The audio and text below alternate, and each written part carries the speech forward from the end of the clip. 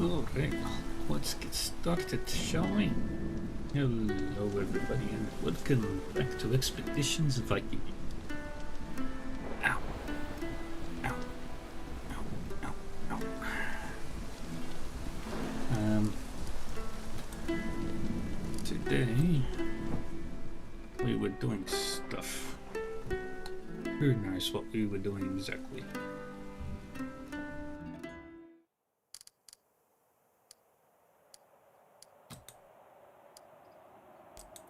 Found one for the Isle of Apples.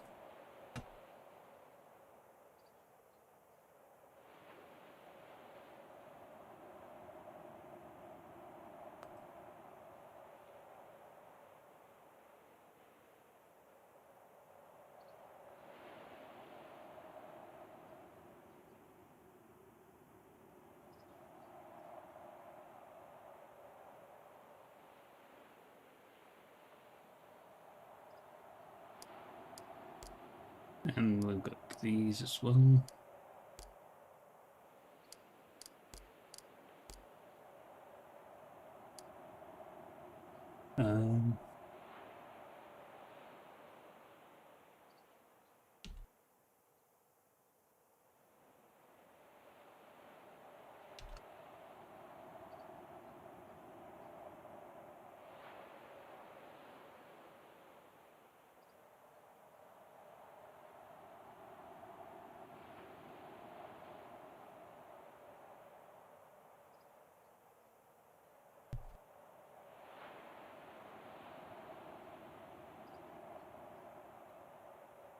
Hmm.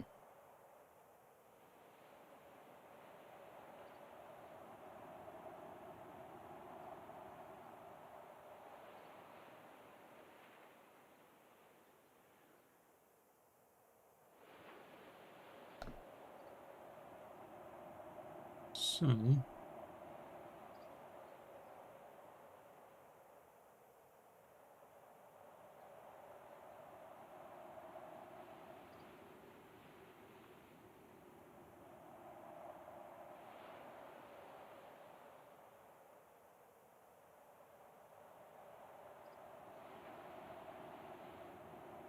um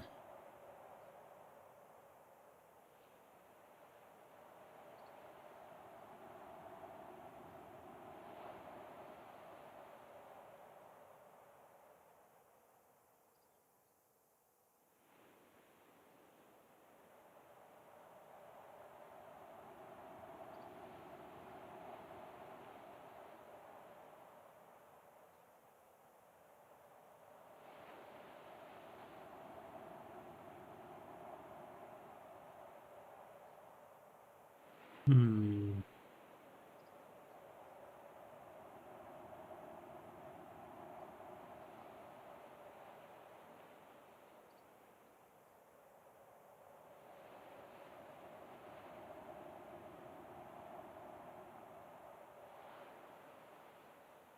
Um,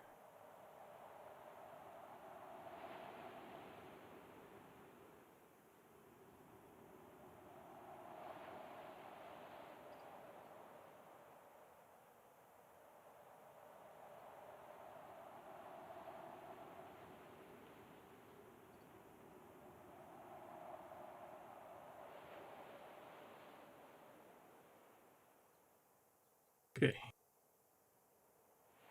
I know what I need to do.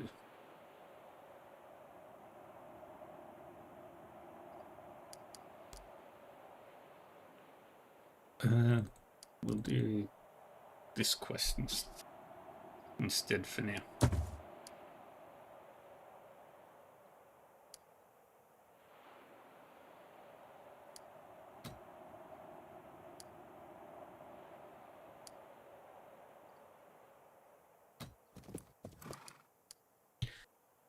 While traversing the mountains, you navigate across a particularly narrow passage where the rocks at your feet are loose. You make it across just fine, but Nefia isn't so lucky.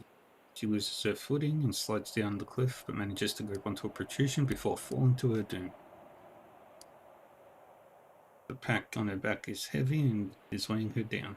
Spend 10 rope to pull her up. Rogue manages to grab hold of the rope without any problems, and with your help, you manage to get her to safety moments later.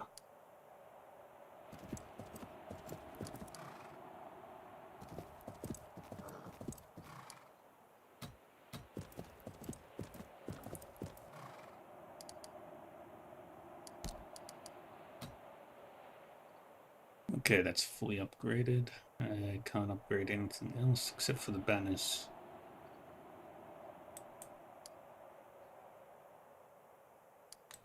Yeah, 3 days, it's fine. I just need a ton of wood.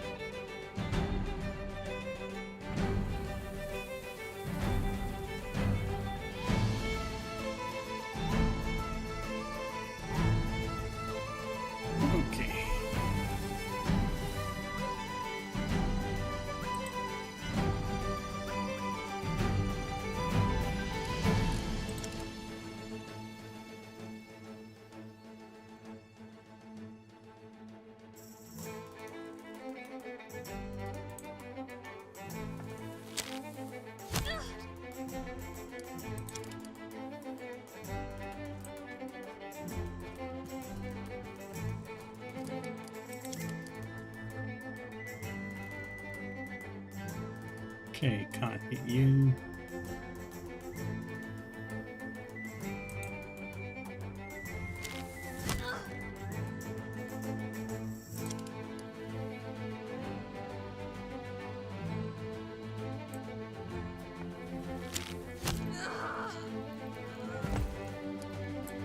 Very good.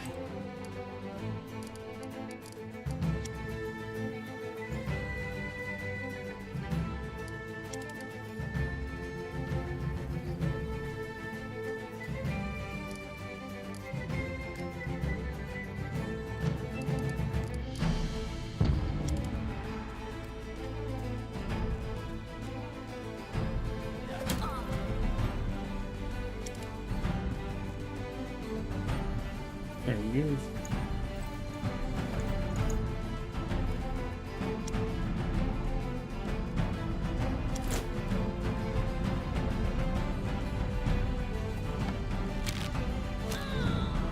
That was sloppy, Nefia. Real sloppy.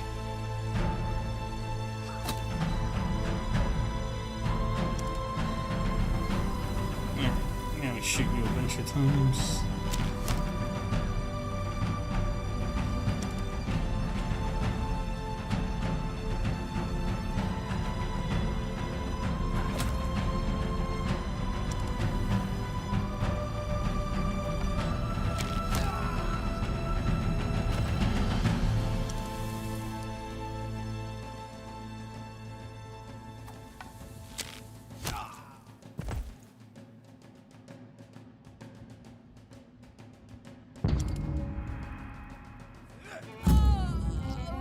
What have I gotten myself into?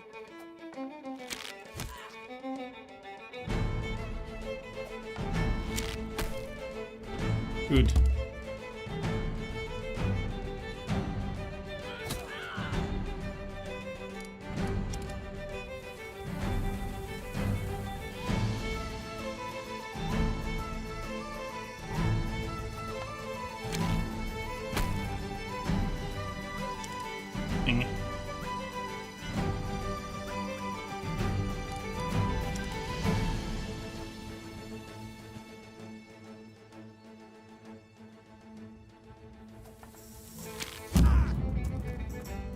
Nice.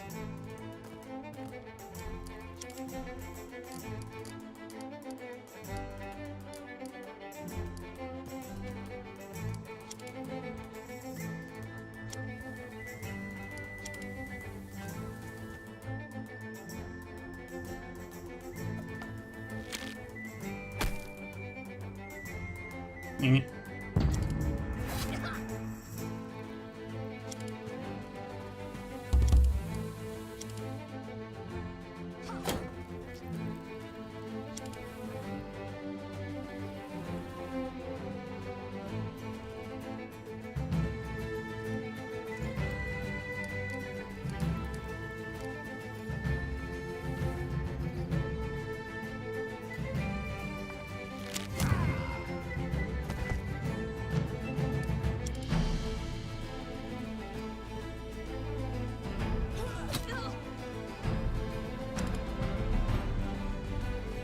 Get into position.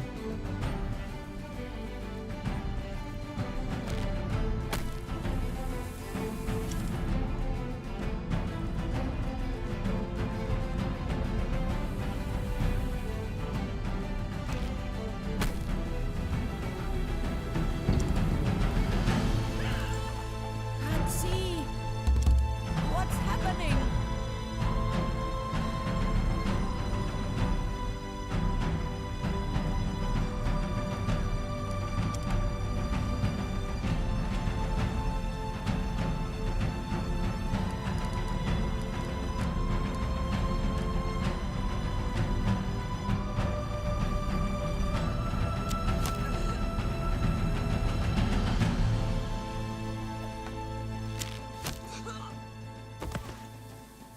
Nice. They all go.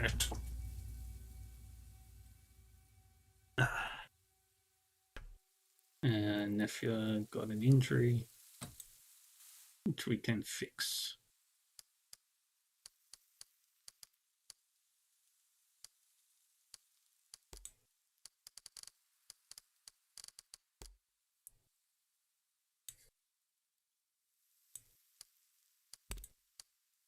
Do another heal.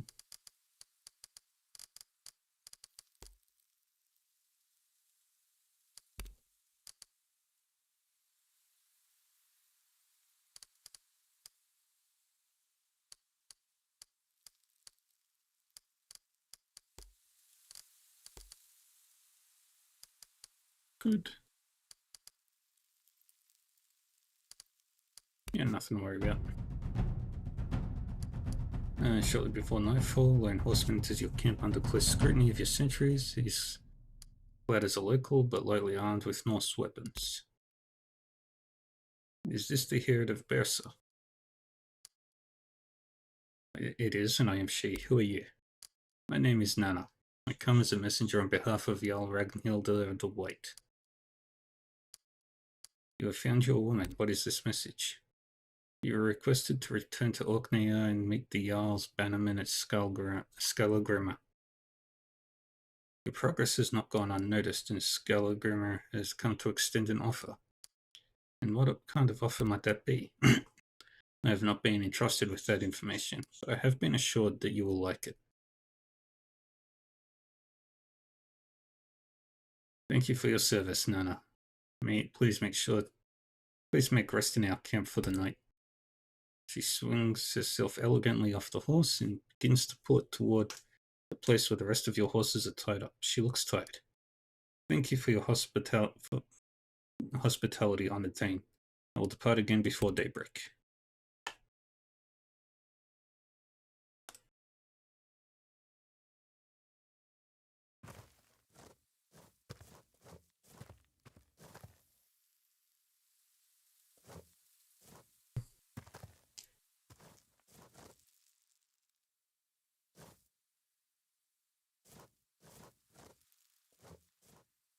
Nice. Everybody's fully healed.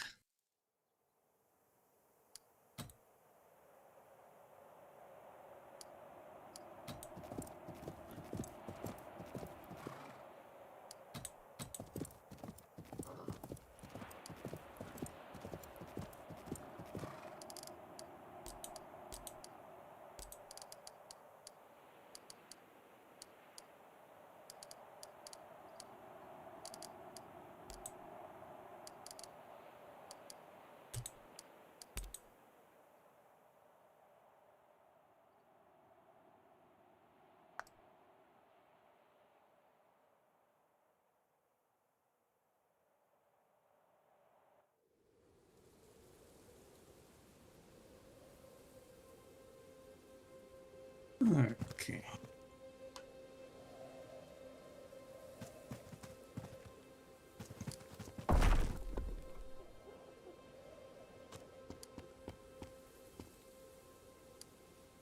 Stone extols the virtues of a warrior of great deeds who was who was a close friend of the mythical king of Albion. He was slain in battle when he was thrown off a cliff, and he was buried where he landed. Since then, a plethora of healing herbs and mushrooms have always grow around his grave. Looks like there's plenty of mushrooms right here. That would be too easy. Another place where mushrooms grow nearby then. Shouldn't be difficult to find.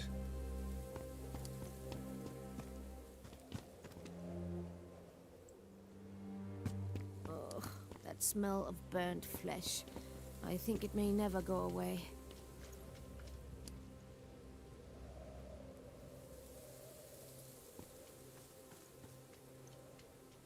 I can't stand this. How could someone do a thing like this?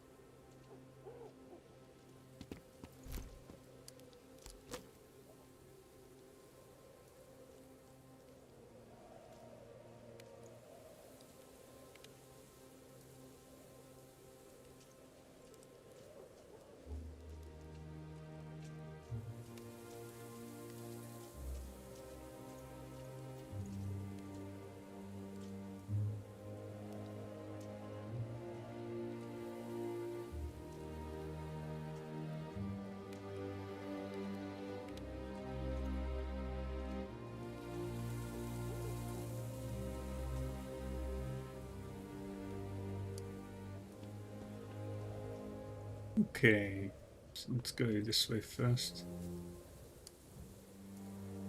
The girl is on her feet long before you reach her hideout. Her eyes are red from crying, her fine clothes soaked with ashes and blood. She stares with fear in her eyes down the blade of a kitchen knife. Stay back. I'll not be used for your sick pleasures. I'll take as many of you horse sons with me as I can. Ifa's voice is soft and kind. Finguala Injun Donagors, whatever it is. Do you remember me, Your Highness? Finguala blinks away defiant tears. You're daughter to Niall of Kate. I'm sorry, your name. Ifa of Kate. Hey, we only met once, 4 years ago, I think. The tremor in her voice is amplified by uncertainty. Why do you travel with these? This is Bersa of the Danes. Whoever burned your father's homestead, she had nothing to do with it. Bersa, I've heard of you. You're the one who controls Orkney, aren't you? Bingala lowers her small blade. Bitterness enters her voice as she gestures toward the smoldering ashes of her father's homestead. The people who did this were Vikings, like you. When were you attacked? Think it's been 5 days? Her eyes dart to some of the injured for confirmation. Yeah, they came in the night, 5 days ago. What colors did they wear? Purple. Purple and black. Skills Baron. Can you describe their leader? She spits angrily. That beast. Big, bold, clad in chainmail. Skarky, as expected. She's beginning to look a bit emotionally adrift. You know him?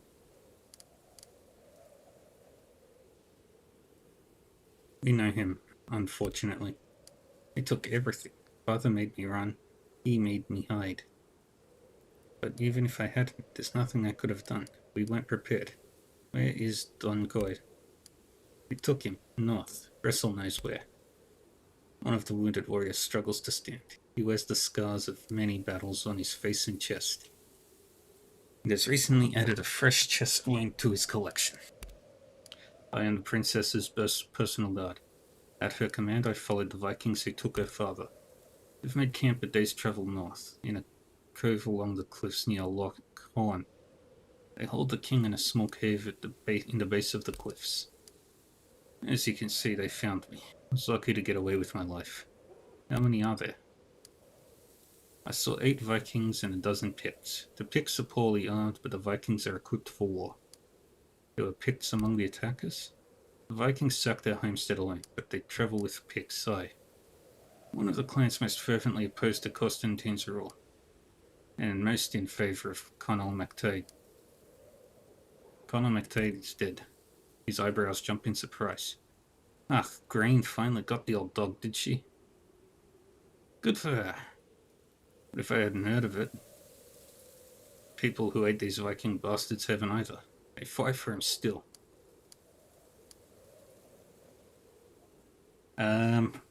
About to rescue a king. Not a princess. We'll rescue Donkor. Will you be safe here? She's fighting to prevent herself from shivering with exhaustion. You've made it so far. We'll make it a bit longer. Please hurry. I don't know what those animals are doing to my father.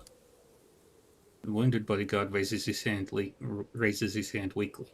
Viking, I beg a moment of your time before you leave.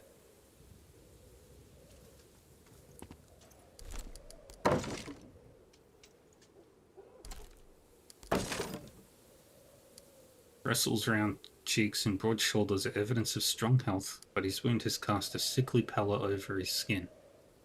I have a favour to beg of you. You've been through a lot, and I'm willing to help you in whatever way I can. You musters a weak smile. You have my gratitude. It's rare to find kindness among strangers. As we speak, looters scour my king's home. Those carrion eaters showed up a day ago, but I lack the strength to chase them off myself. The princess would confront them if I let her, but I cannot risk it. Though it pains me to consider the possibility. She may be the last of her father's bloodline. I beg you, will you run those scavengers out? While the princess still lives, they are thieves. Every minute they pick through the ashes is a blow against my king's sovereignty and my own honor.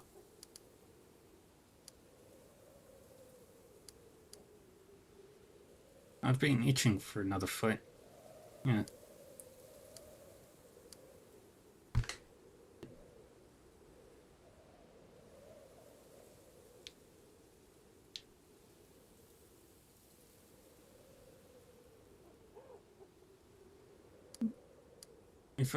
I'll see if I can convince them to leave of their own accord.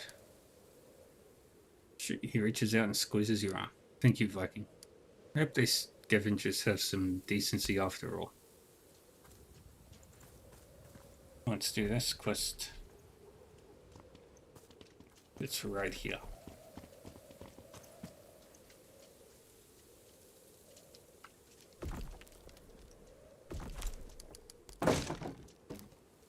Take everything.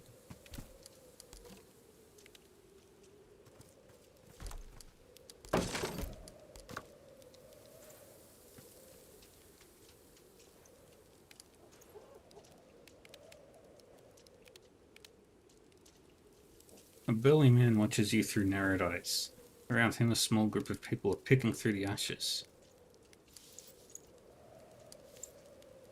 On behalf of Princess Finguala of Dalriata, I order you to leave at once. While the princess still lives, you are not merely looters, you are thieves.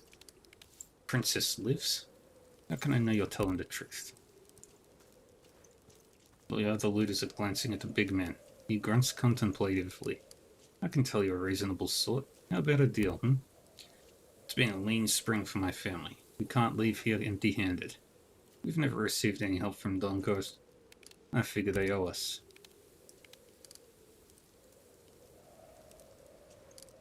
What we need is a helping hand. Show us you give a toss and we'll leave peacefully.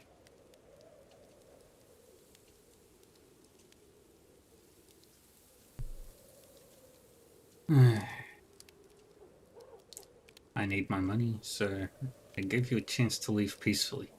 If you live, remember that. We'll do non-lethal.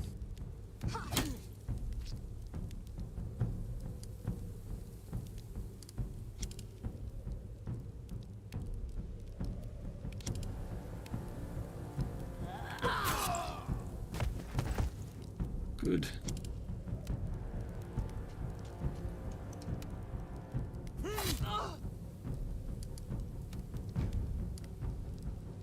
Oh, right. I forgot the spear does that stupid thing.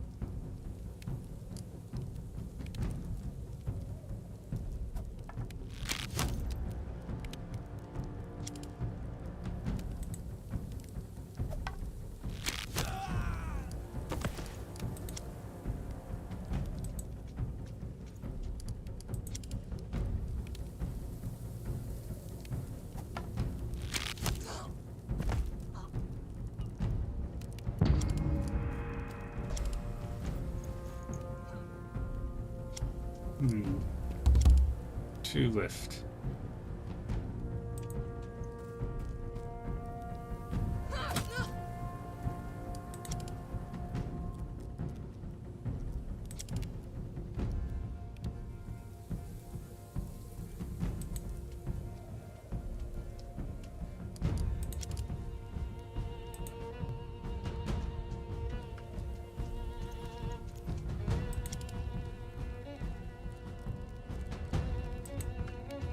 Crap, I clicked on the wrong spot.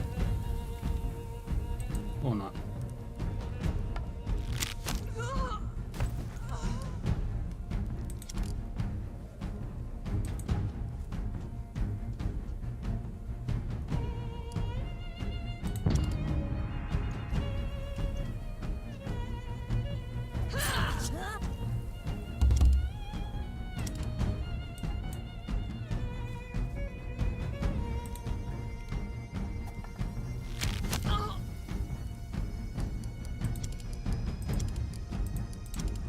And then nephew.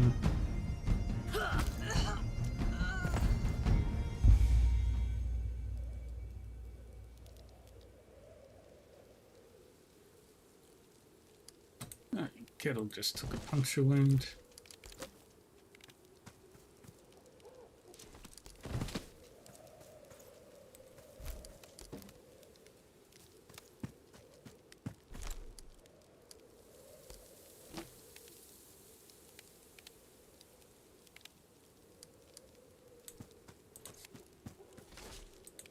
Big nose.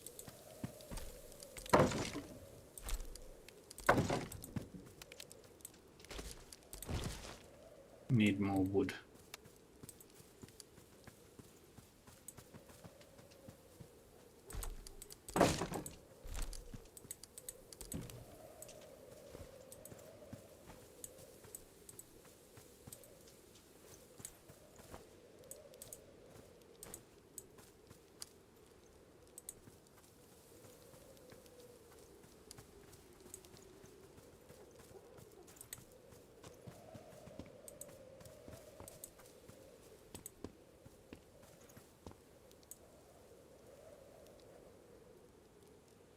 Anyway, hey, what are you doing today, Millie Mixie?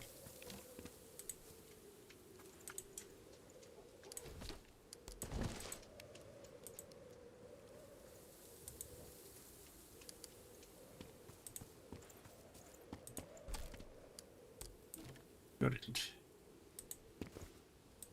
That's part 2.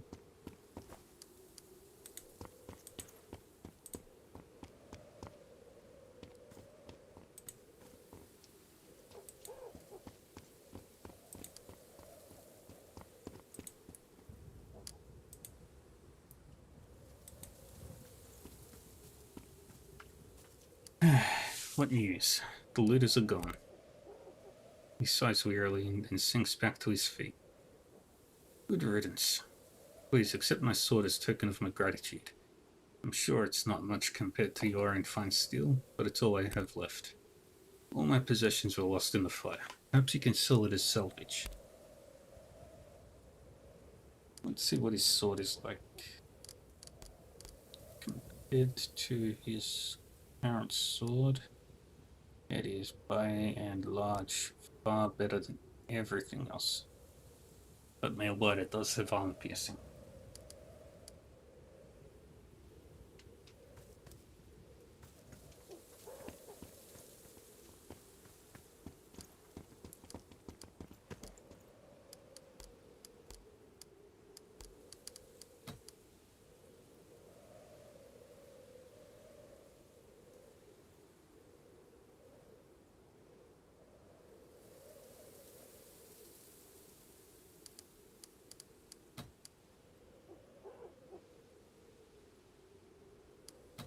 Okay, that'll be nearly done.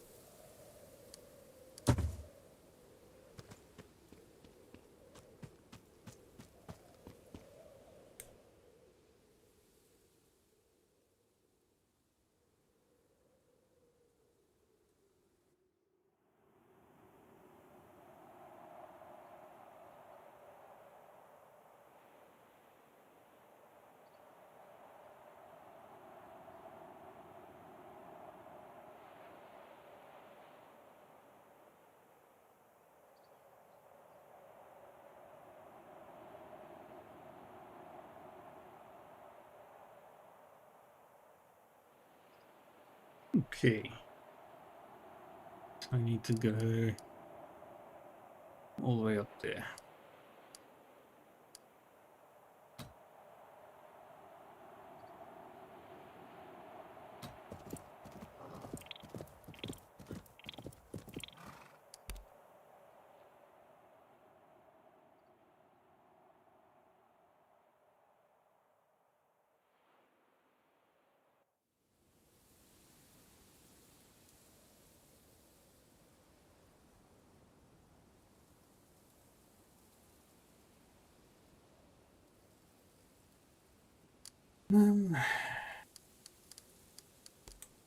Need to do a heal on you.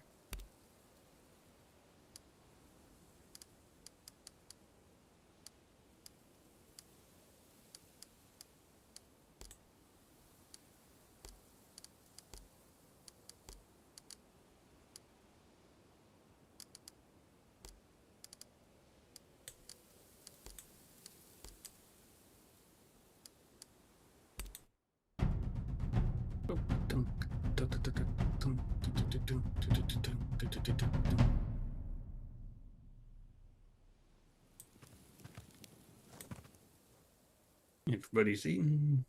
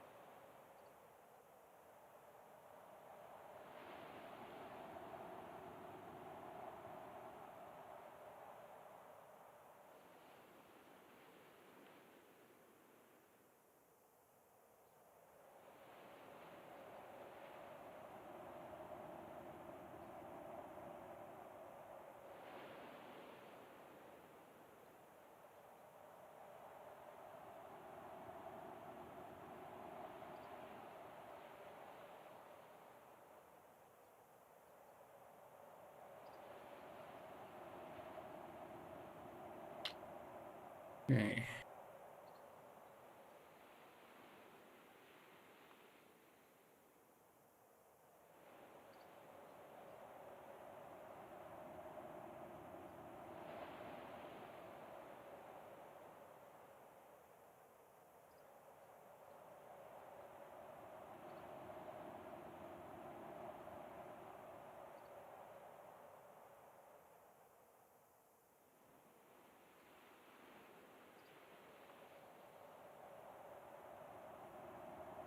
Okay.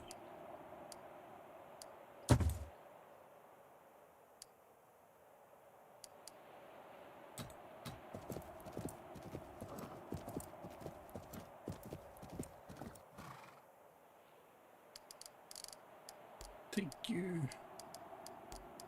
Thank you. Yeah. Nefia and Gunner.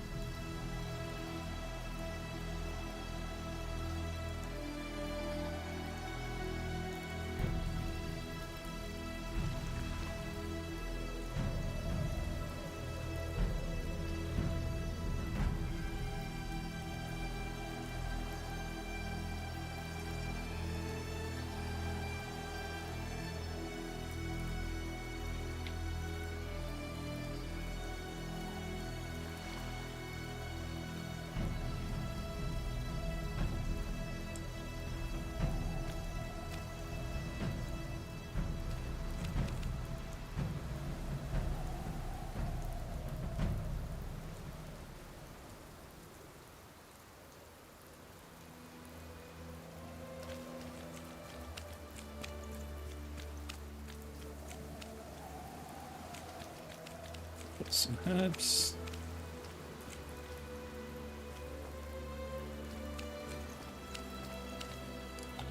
The smell of sea is strong on the air, and the sound of a powerful surf battering the cliffs is heard as a great roar, even from up here. The smell of a campfire alerts you that you're drawing close to your destination. Just as you locate a natural path down the rocks, the sound of voices stops you. Though you barely know the man, there is no mistaking Skaki's voice. You'll hear no more complaints from any of you fucking mountain goats till I make myself clear. The Hlonbjorn is due to return tomorrow.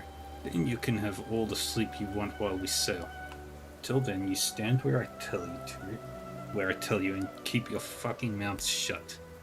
There is a grumble from one of the Pictish sentries, followed by a sharp smack as Skaki's fist connects with his face. What was that? Looks like you just volunteered to clean the shithole tonight. Skaki pauses for a moment to wait for further objections, but as none are forthcoming, he nods satisfied and strides back towards the camp.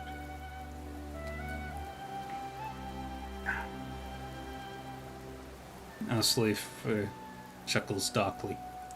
Looks like our old friend has a strained relationship with his local allies. You might be able to exploit that if we're smart about it.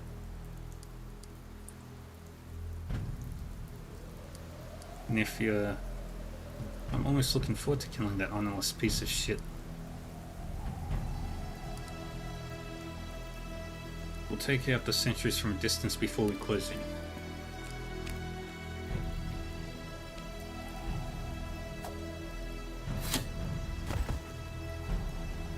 You signal for Asleaf to follow you, and the two of you quietly take up positions at the top of the earth ramp.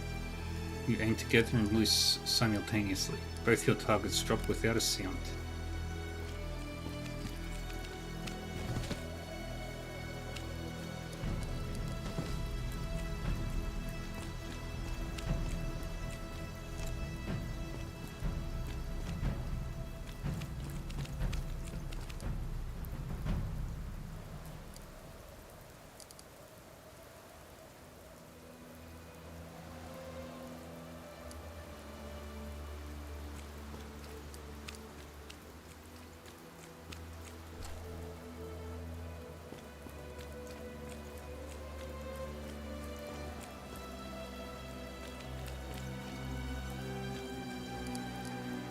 Three Picts are clustered around a small campfire, barely sheltered from the strong winds ravaging the cliffs. They're dressed in rags and they regard your approach wearily. Who are you? We were taken as slaves to serve the Vikings. Were you taken from Don Coas's homestead? No, long before we came here. Our home was a small fishing village on the east coast of Set, in the northeast. Okay, it is south of my father's kingdom, Kate. It's between Fortrio and Kirsi. Have you seen King Donkuras? So that's who he is, the big fellow with the red beard. We saw them take him down to the cove. There's a cave there, not a big one, and half flooded with the tide. If he's still alive down there, he won't be in a good state.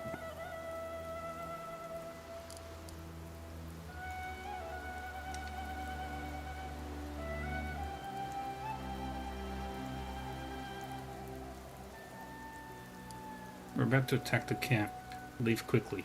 You're free. Surprise momentarily renders the three Picts mute. That's very gracious of you, Viking. Thank you. We'll be sure to spread the word of your deeds.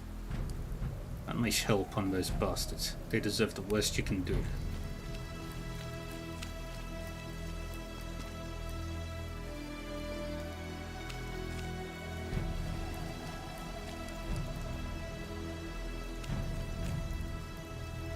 The camp is a mixture of Norse and Pictish tents, but the banners are emblazoned with skills colours. It's clear who's in charge.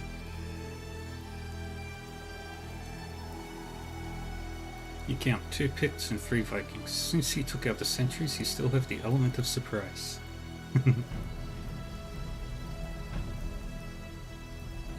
Ahem. Excuse me, I don't suppose anyone here still thinks they fight for Conall MacTague? Startled, everyone in the camp jumps to their feet and scramble for their weapons. The two Picts face you first, curious looks on their faces. I only ask because Connell no longer poses a threat to anyone. I saw to that personally. One of the Picts clears his throat. We suspected as much for some time. What are you getting at? Connell can pay you no longer. Fight for me instead and I'll reward you for it. Skarky's raiders look unimpressed, but the two Picts put their heads together.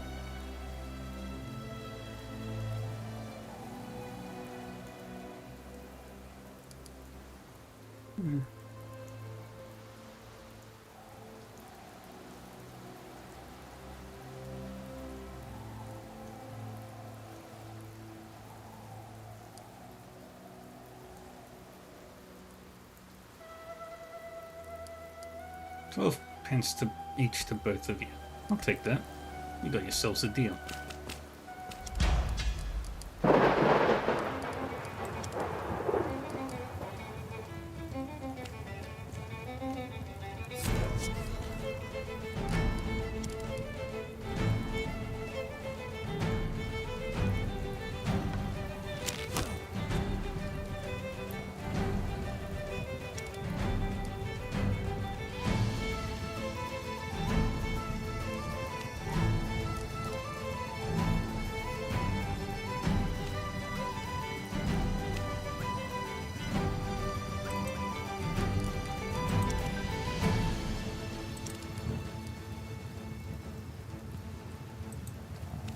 Okay.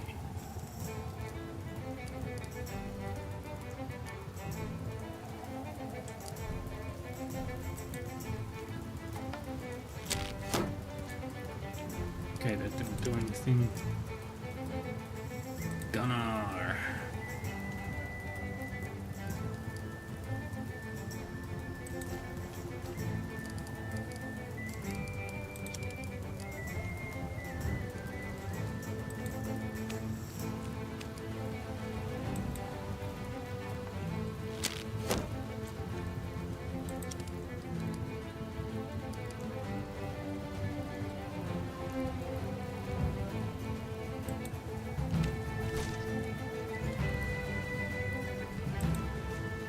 Dang it.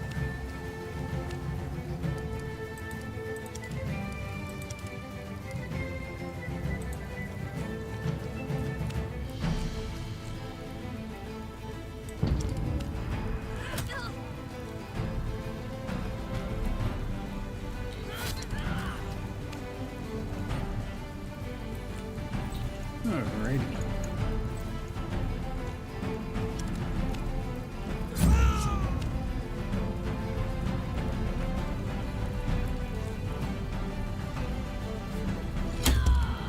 I'm sorry. I can't go on.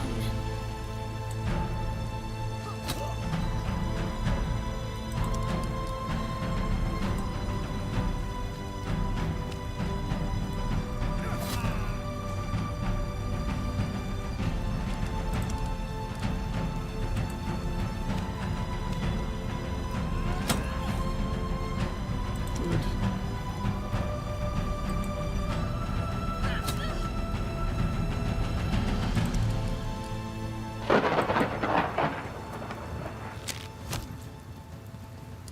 Nice.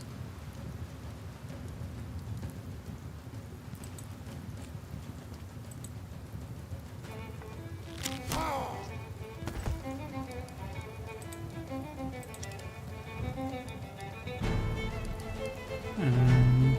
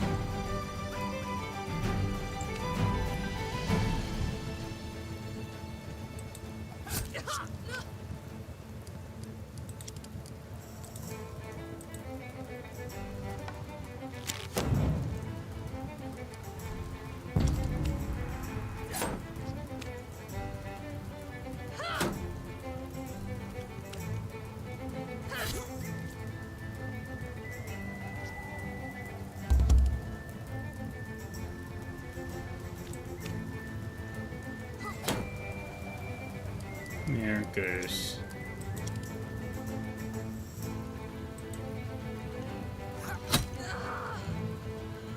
And we win.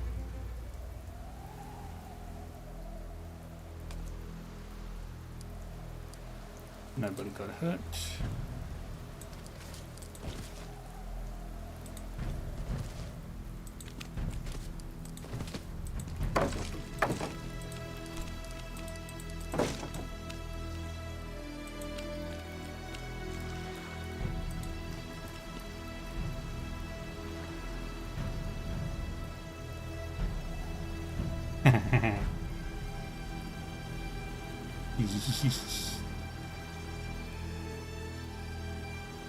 Yeah, he did.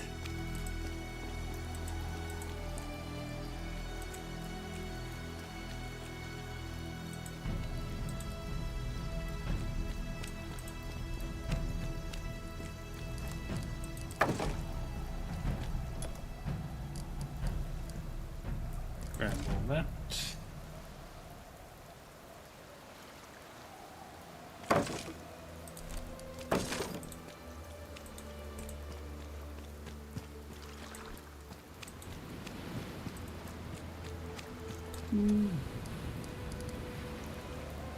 Valkyrie's flower can't be damaged in combat.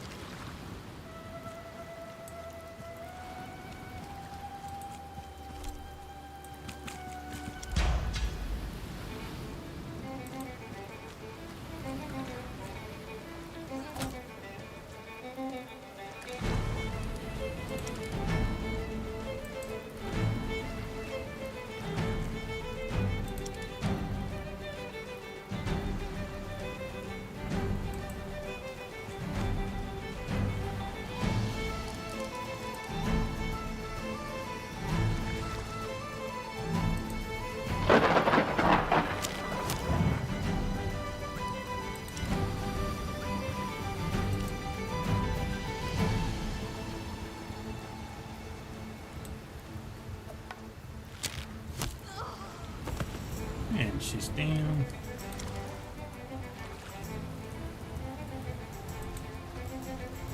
And we wait.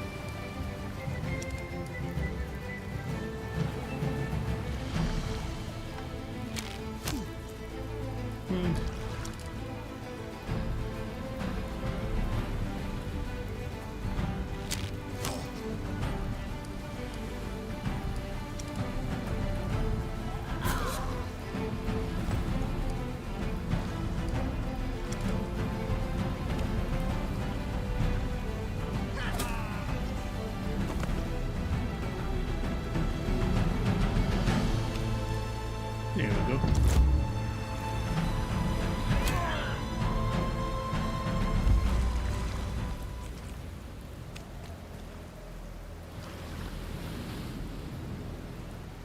And nobody got hurt. Fighting ants, and once again the steady pounding of the surf is the only sound in the world. You're making your herdmen are all still in one piece when Nephew releases a frustrated grunt. Curses, where is Skaki? You let your gaze wander across the beach and notice track marks in the sand trailing from where Skucky fell and disappearing into the sea. Aslefa raises a hand towards the horizon. There, look. Already 100 fathoms out among the waves, you see Skaki's bald head rising above the water briefly before ducking under again.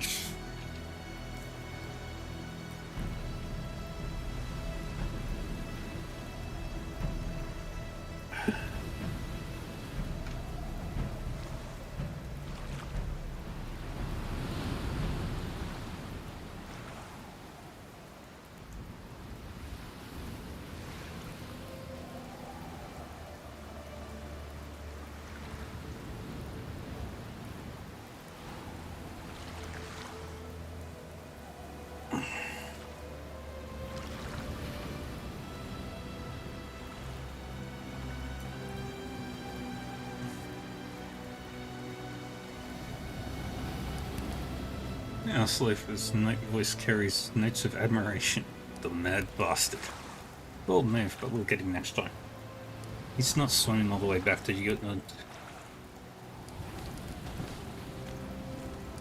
You don't have people. Half your army's gone.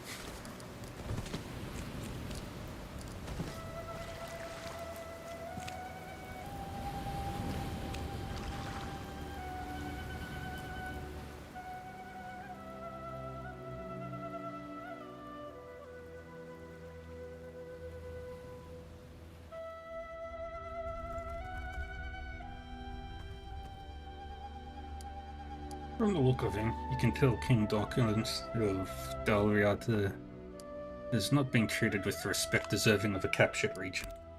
Up to his ankles in brackish water, he struggles to straighten up when you enter. But where you might expect defiance or relief, he meets your eyes with fear and confusion. His voice is slurred and his tone unsteady. No more, please. No more. Your daughter sent us, Your Majesty. Your words don't seem to register. What do you want? Don't hurt me, please. He's dazed. Skaki's people must have been having fun with their prisoner, the cowards. Examine his injuries. King has at least 1 broken rib and 4 broken fingers, 2 on each hand. Looks like he hasn't slept or eaten in several days, and judging from the crystals in his beard, he's been drinking salt water. He starts whimpering when you take out your seats, and continues even after he's been freed.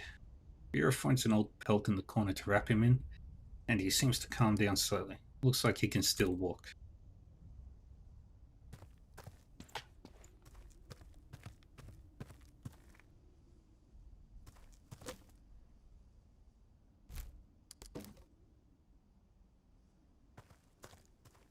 Let's take the wealth that's left behind.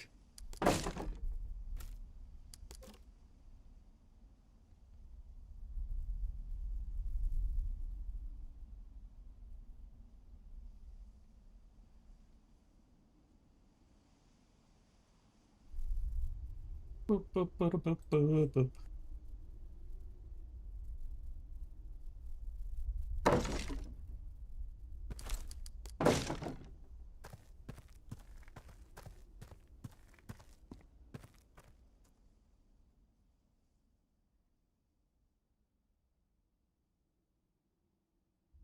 Ah.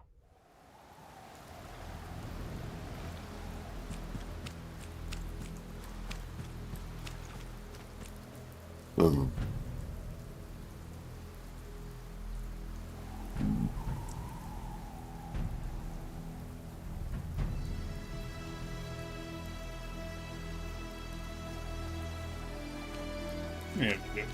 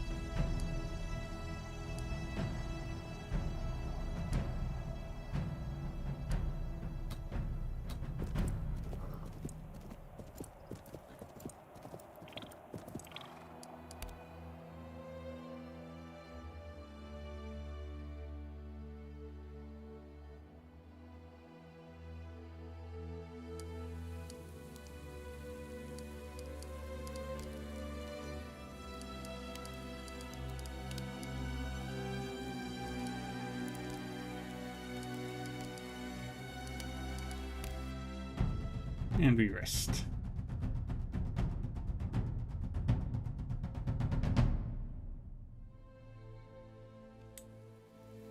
And we found something cool.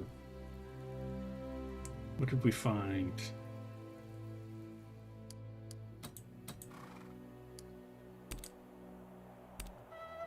Alright.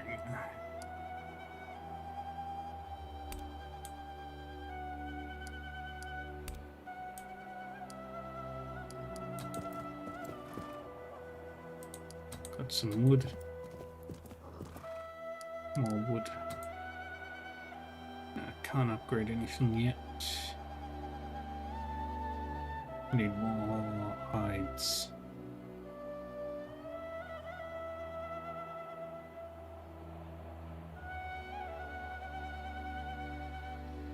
The farms will be very expensive. 125 wood and 2,500 valuables. I've got valuables already. 25 salvage, got that. 75 wood. So 200 wood. 210 wood and 15 hides. 260 wood. 285 wood. Okay, I can make all that.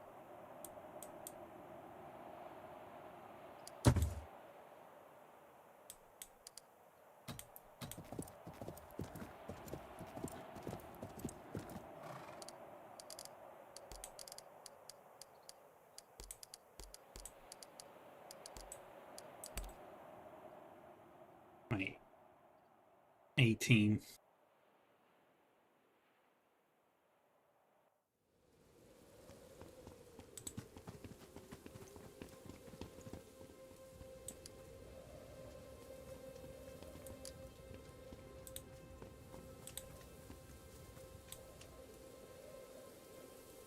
Ingvala jumps into the arms of her father, almost knocking him over.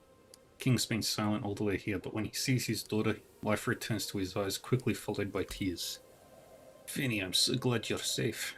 They told me they'd done horrible things to you. You never caught me, thanks to you and Gressel. I snuck out the back while you held them off. That's why they took me. Where is your mother? Color drains from Finguala's face, noticing her disquiet. Bunkers clenches his fists and straightens his back.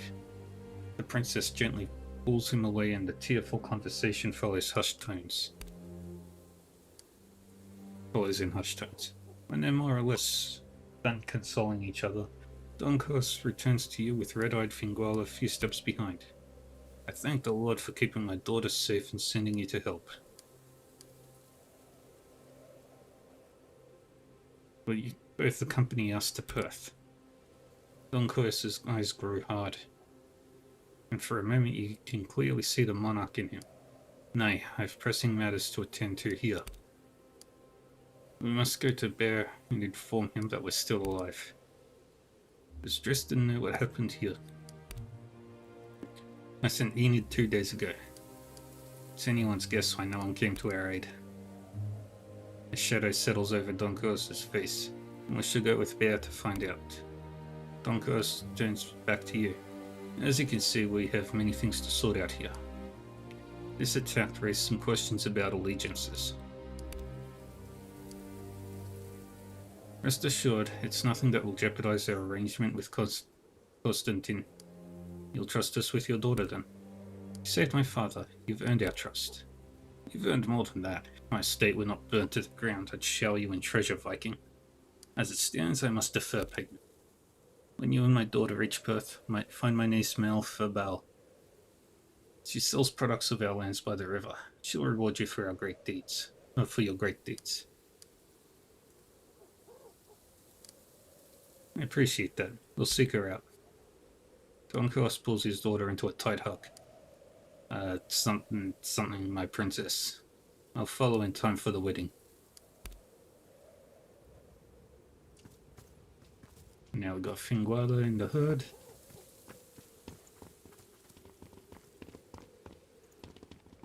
Now we're just gonna go back to Perth.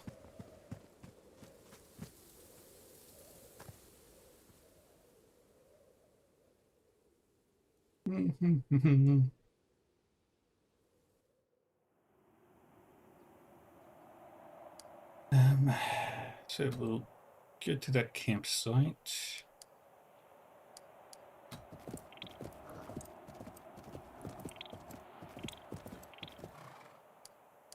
The day is hot and humid, and though they don't complain, your followers are beginning to show clear signs of discomfort. Find a spot in the shade of an old oak to call for a rest, and your people sink onto the damp grass with sighs of relief.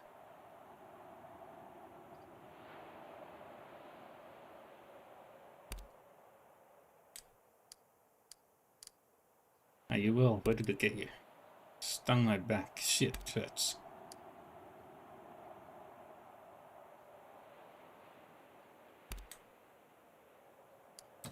Why is it always nephew?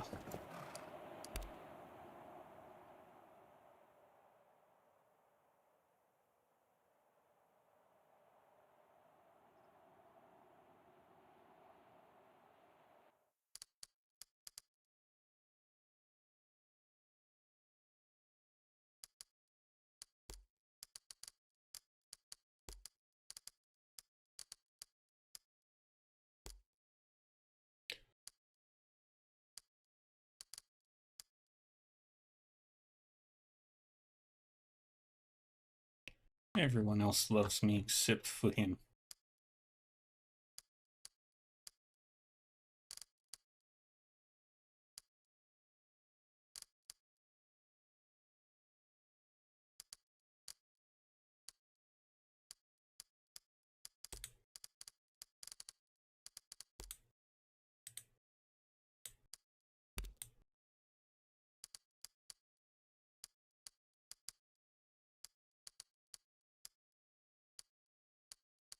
Mm.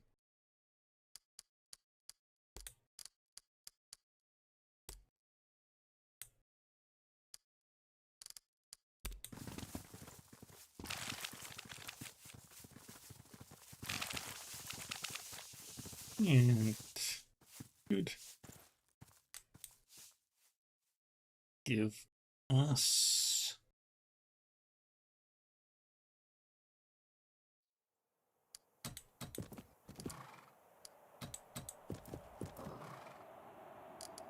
okay, some wood. Perfect.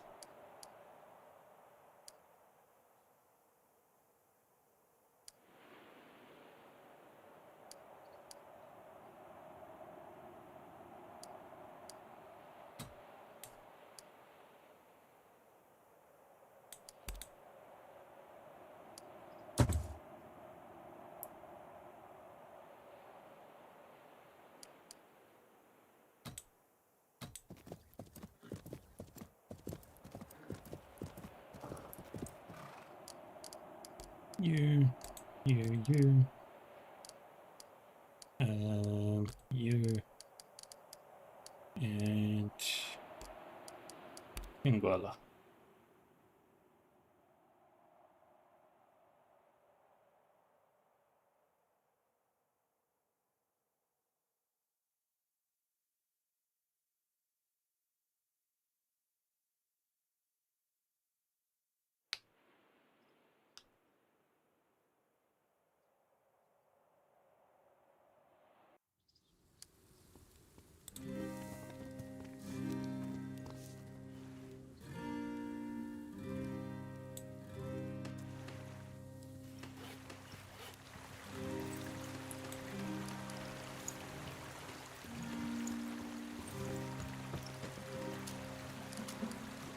You must be Don Curse's niece. Told me you'd have something for me. Suppose that makes you Bersa. You match the description. Well, you have my personal thanks for saving my uncle Donkers. It'll take some time to rebuild the homestead, but at least we have a chance thanks to you. Here, he told me to give you this. With a slow, almost reverential movement, she produces a finely adorned sword wrapped in linens. See, you carry fine steel weapons of your own, but I hope this will still be of value to you. It's the finest sword that our smiths can produce. One more thing, Finguala told me how you chose to wear those letters, so here's a little extra something from my own profits. That's very generous, thank you. Let's see what you have.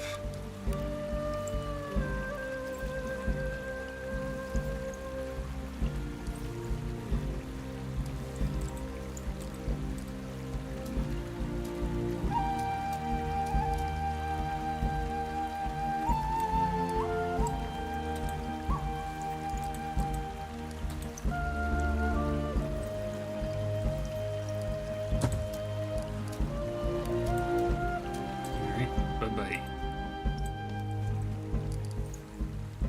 Let's see what you sell. You sell hides.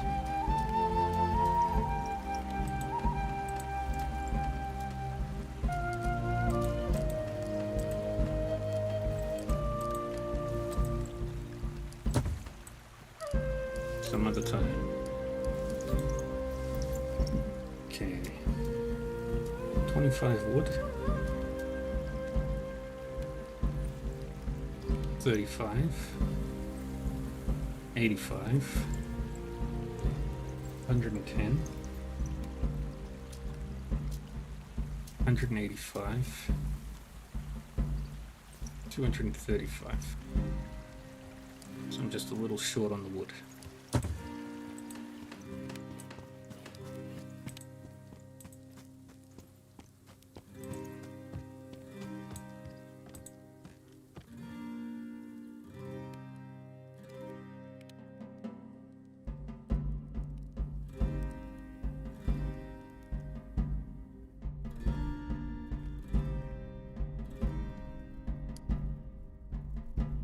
Constantine is engaged in some kind of strategic meeting when Finguala of the Gales enters his hall ahead of you. He immediately dismisses his advisors, walks briskly towards her, and draws her into a tight embrace. Vinny, my little girl, how you've grown. So good to see you back in Perth safe and sound. Finguala only looks mildly surprised by the warmth of the king's welcome. Thank you, Your Majesty. It's only thanks to Bersa that I made it here. Where is your father and mother, girl? What happened to my emissaries?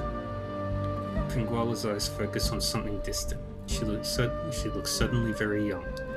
It's a long story. I'm very tired. Forgive me, you've had a long journey. Constantine snaps his fingers and one of his servants takes Finguala gently by the arm and leads her over to a corner of the hall. Shortly after, her groom appears in the door and joins her. Bersa. Will you tell me what happened? Don Corsa's homestead was attacked and burnt down by one of our enemies, Skaki. One of your enemies? But why? You think the attack may have been an attempt to sabotage our alliance?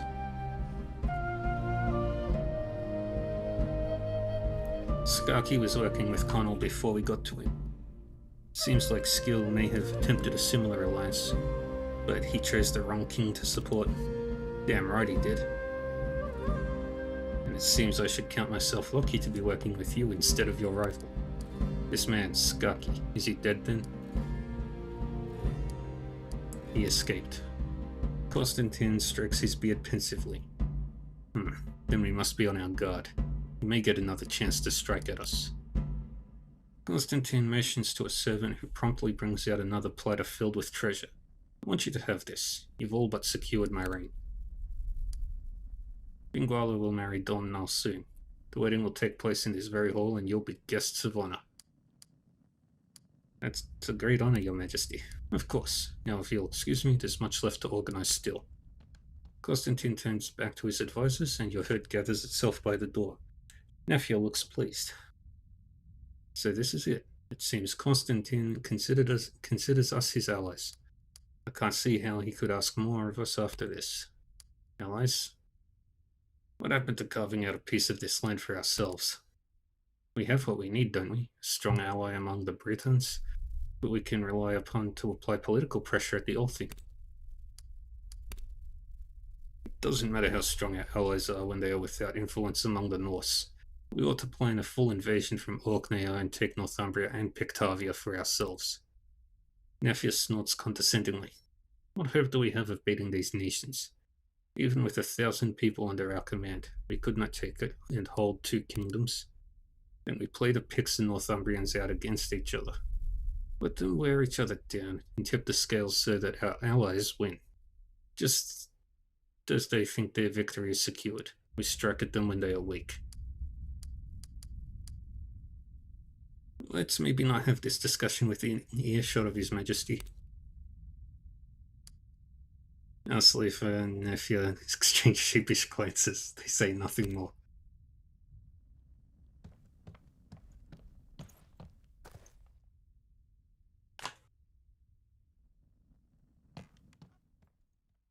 Alright.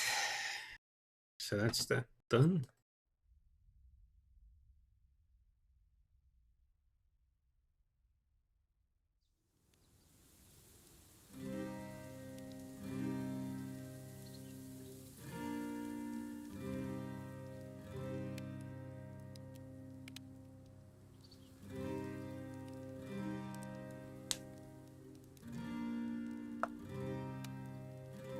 Alright.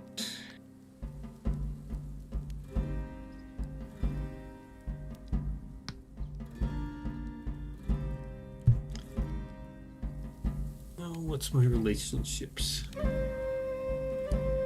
As you command, Millie Mixie.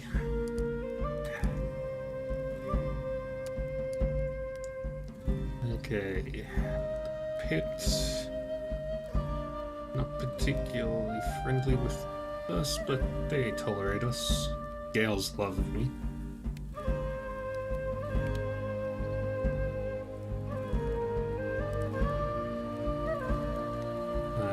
Northumbria. I do have ships.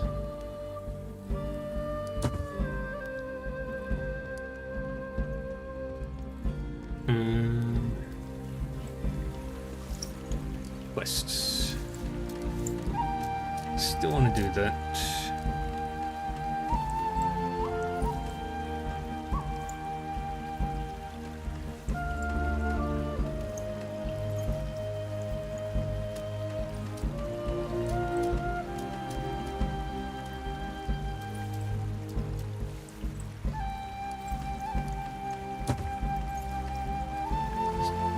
There's my ship.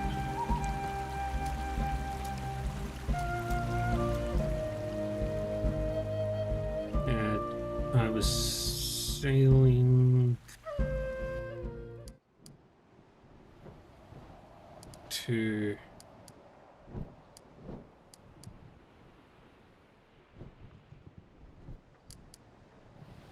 I don't want to go to Orkney yet. I want to do the other quest in Northumbria.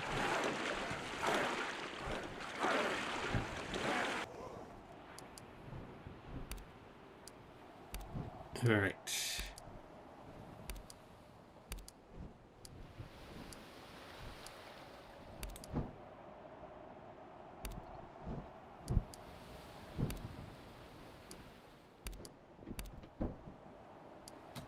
Burn the boat. Take you. Take Morkant.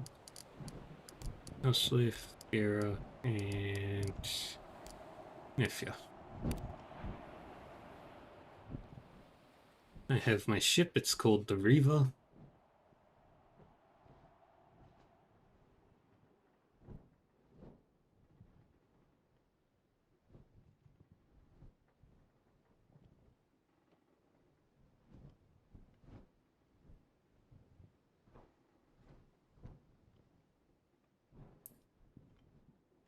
Come on, game.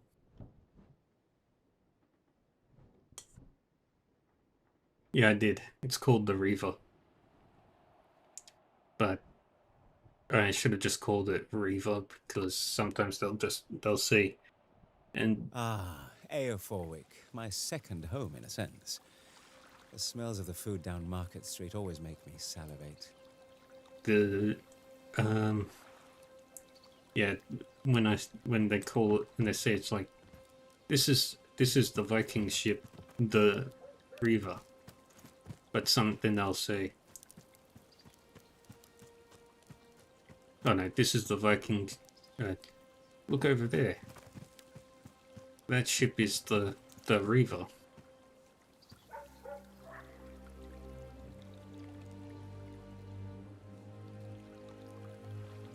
Okay, what was my task here? Right, Tale of Two Kings.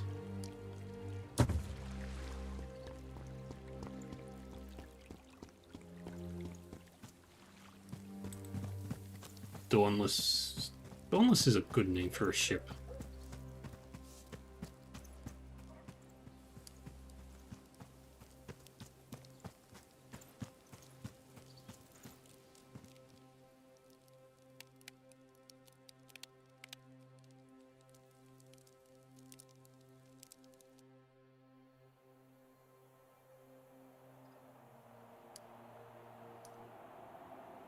need to go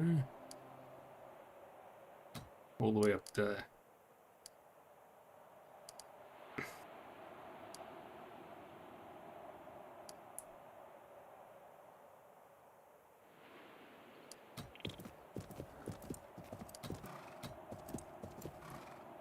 We rest here.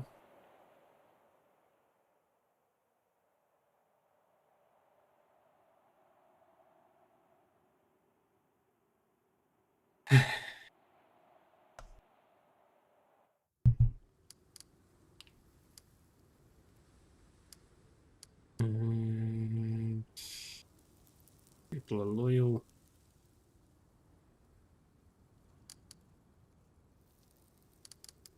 Good. You guard first and the third.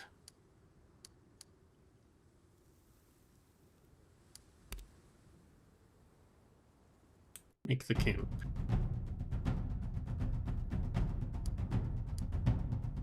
Ah, no. Lost 5 rations. Oh well.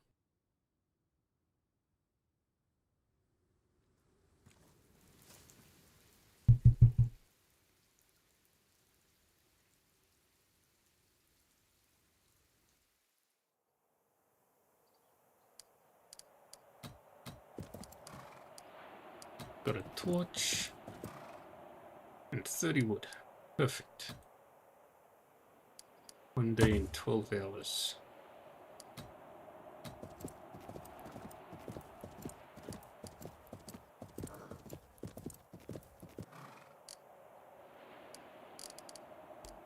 You. And I'll just bring my 18. They're really good at what they do. Speaking of which, I need to skill up everybody.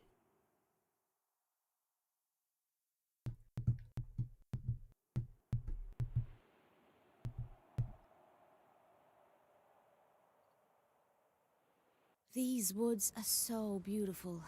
It reminds me of the forest at home in the summer. The big war camp does spoil the impression a little.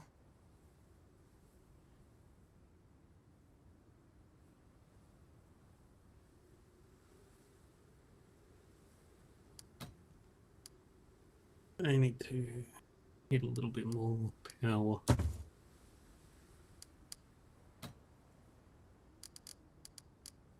Okay.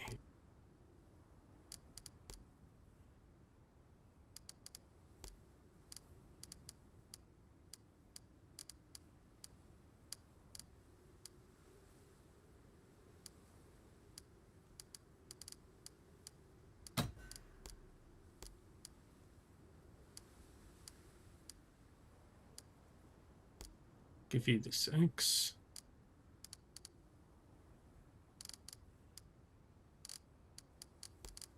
But skills. Need a little bit more before I can level up their skill points. I want to just be able to stun. You. Can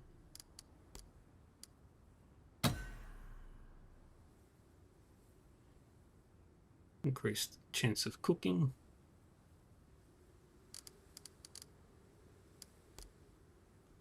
Vera.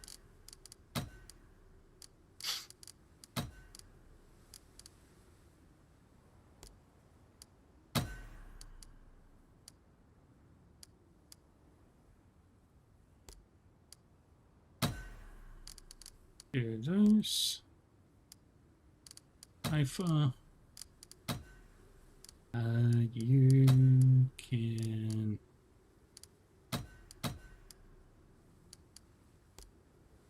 up your hunting. Sleeve. Get better shielding.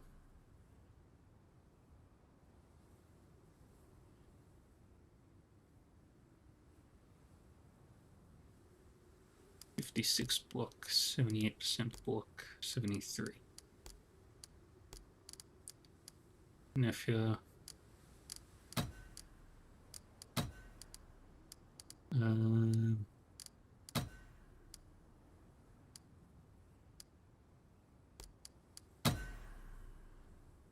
oh, right. Why can't you can't do anything? You can increase your preserving. Not like the scouting on you. Cattle gets increased hunting and preserving. Gonna can grab stun. Half stun.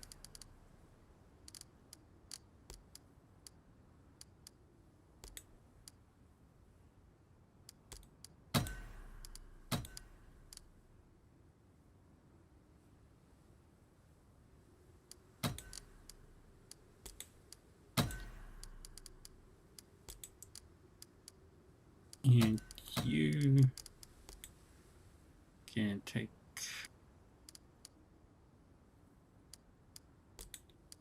point in crafting.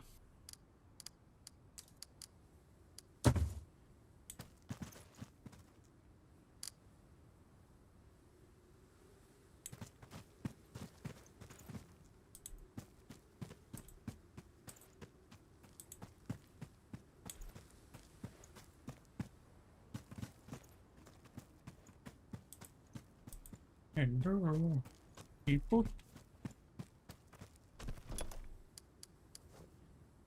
Yeah, I'll take that.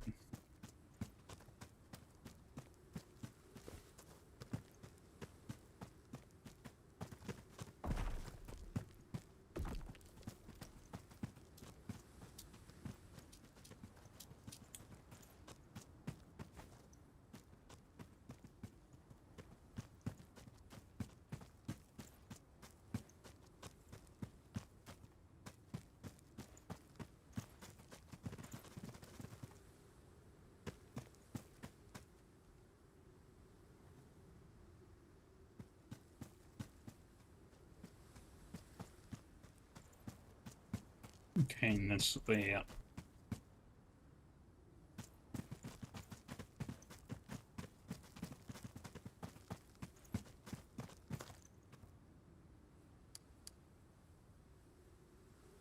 Some sort of throne of rock. The heart of the world reaching towards the sky reminds me of Yggdrasil.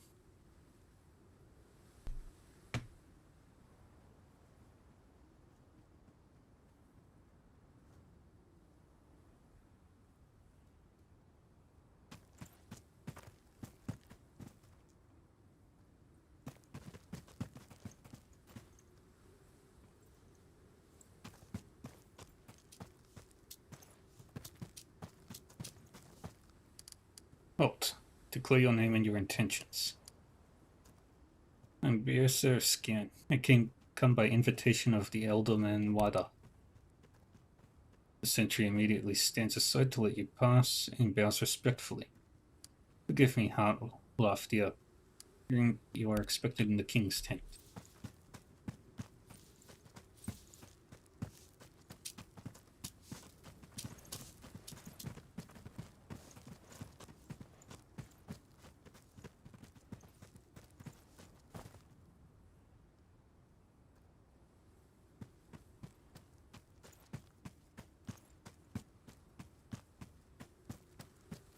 Yes, that's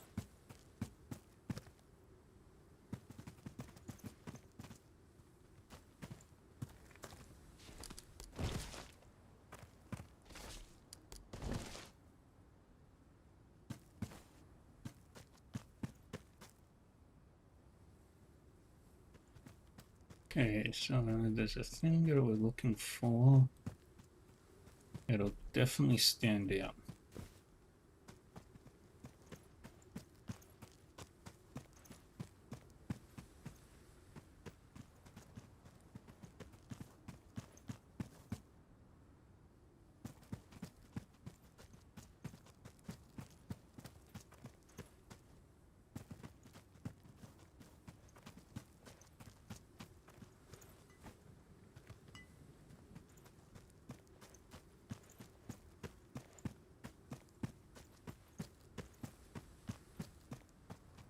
And the question is, where is the thing that I'm looking for?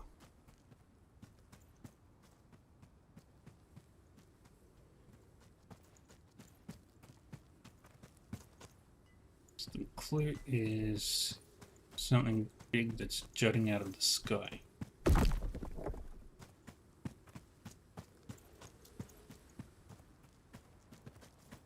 Yeah.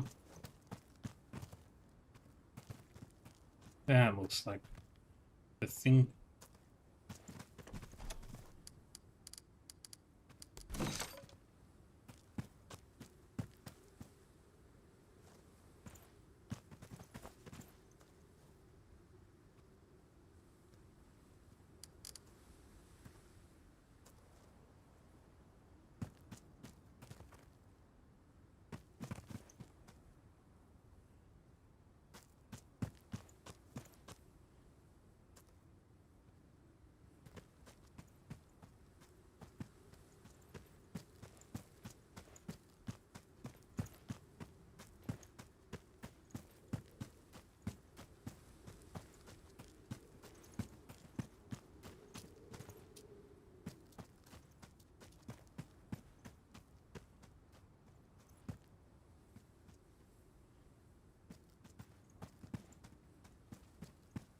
Where is it?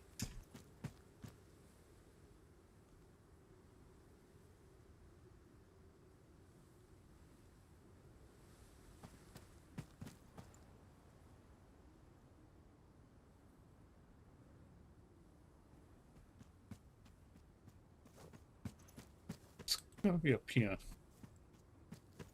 It's the only thing that makes sense.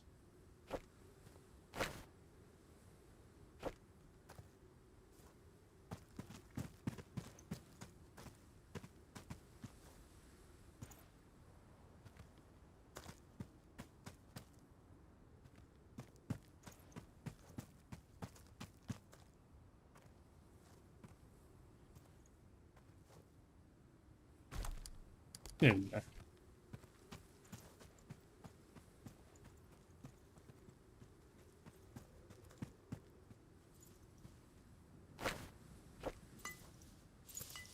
Now we can explore the camp.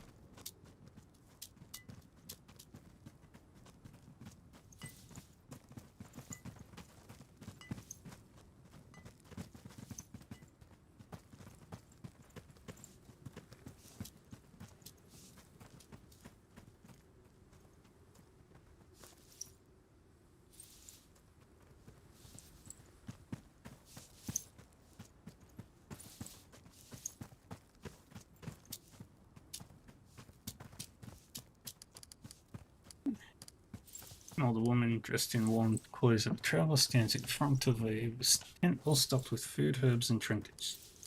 She eyes you warily as you come near. May I see what you're selling? Of course, you're known to be a friend of Northumbria.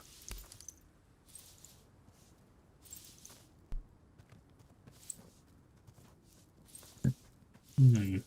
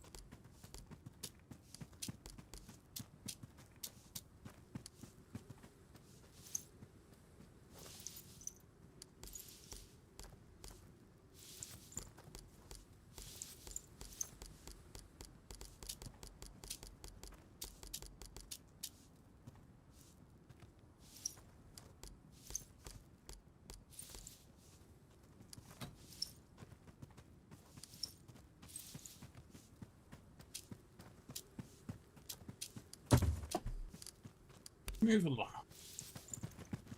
Right, now let's go talk with Wada.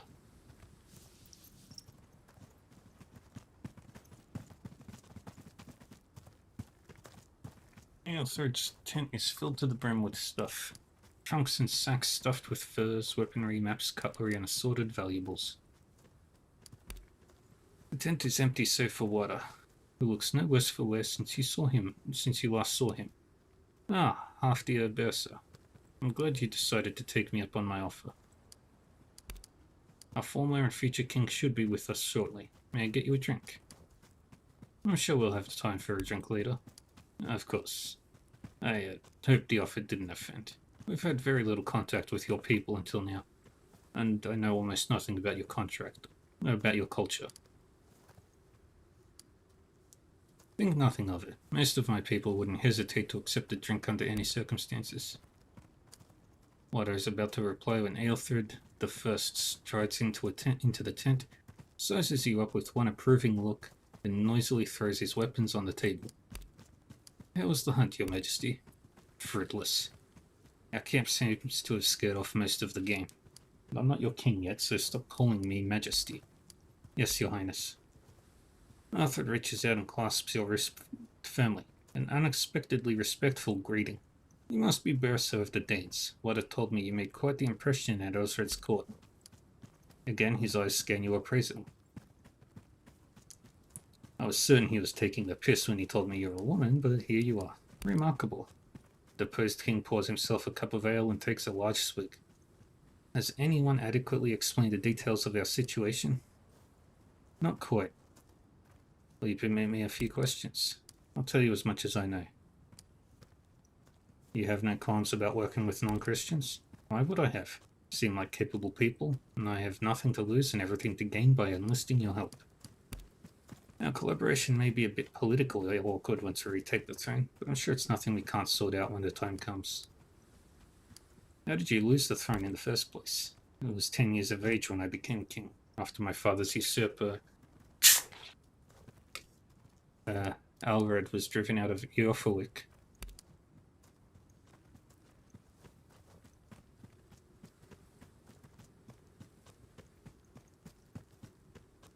I reigned for 5 years, carrying on the legacy of my father. It was a time of peace and stability across the kingdom.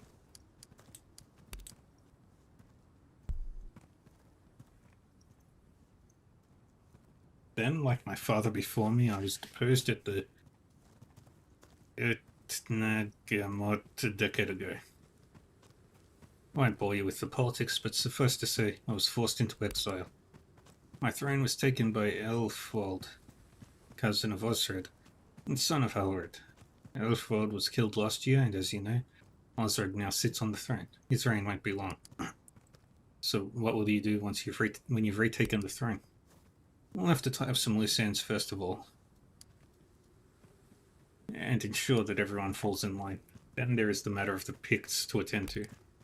Indeed, the northern tribes appear to have been making peace with each other over the past few years. They're beginning to look like a threat to the security of Northumbria. The important thing is to secure the longevity of my second reign, so I can safely spare the resources to back you in your own struggle. So, we help you retake the throne and we'll have the support of Northumbria.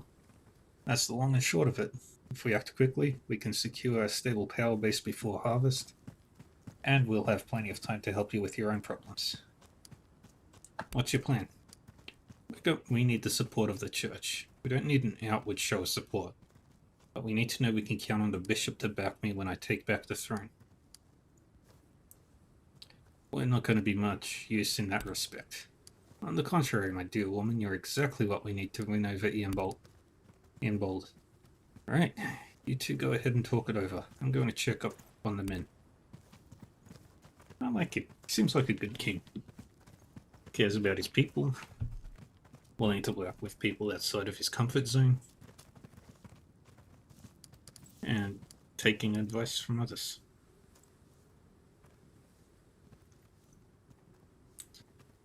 Quite the forceful personality, our future king, isn't he? That's what you want from a leader. Bodes well for his reign. Certainly an improvement over the weakness and aimlessness of Osred's court. But to the matter at hand, how to gain the favour of Bishop Ianbold? Why is his support necessary? Normally, kings are crowned on the Oitnagmot, the meeting of the wise men. The bishop is part of that, and he supports whatever the council decides. Since we're planning to take back the throne by force, we can't count on the bishop. But we still need him once Aelthred is king again.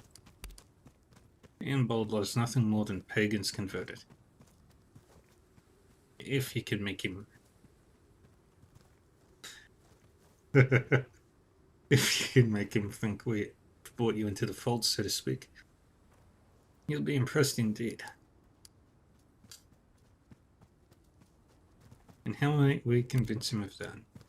He will undoubtedly test you. It's common to use the Apostles' Creed for such a purpose. If you can recite it correctly, that should be proof enough. Seems easy enough. Tell me the words. Listen carefully. I believe in God, the Father Almighty, creator of heaven and earth. I believe in Jesus Christ, God's only Son, our Lord, who was conceived by the Holy Spirit, born of the Virgin Mary, suffered under Pontius Pilate, was crucified, died and was buried. He descended to the dead. On the third day he rose again. He ascended into heaven. He is seated at the right hand of the Father, and he will come to judge the living and the dead.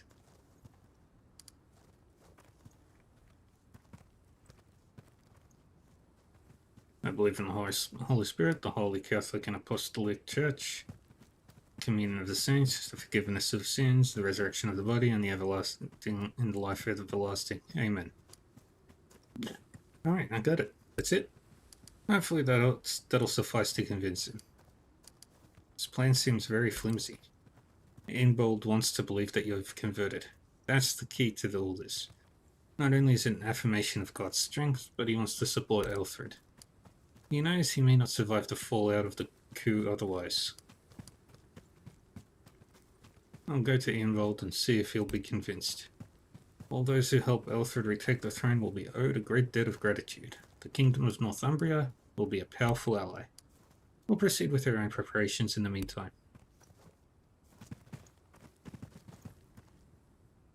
You there, foreigners. Did you encounter 4 lads and a pair of girls on your way to this camp? No group comes to mind that matches your description. God's wounds. The man's face reddens as he realizes what he just said, and he moves his hand in a cross in front of his chest. What's the trouble? It's nothing that concerns you. I only hope... Damn. I am an ally of Aelthred. I may be able to help. It gives you a long look. Alright, yes. A large pack of wolves stalks the Inglewood. Despite its size, it's mostly been a minor nuisance. But they recently attacked a farmer headed here with a cart full of food for the men. I sent Wilfred's boys out to find a pack and chase those beasts off. My youngest daughter Eris went with them. She fancies herself a huntress. But I know she's sweet on one of Wilfred's sons. Didn't come home last night. There's no reason for them to be away for so long. I fear the worst, but I have duties here in camp. I can't go look for them. If you come across any evidence of them, will you please find out what's happened? My name is Cato. I'm Aelthred's Master of Arms.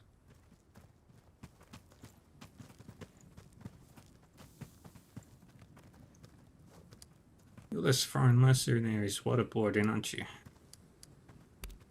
I'm Tara, captain of the Scouts. What do you need from us, Tara?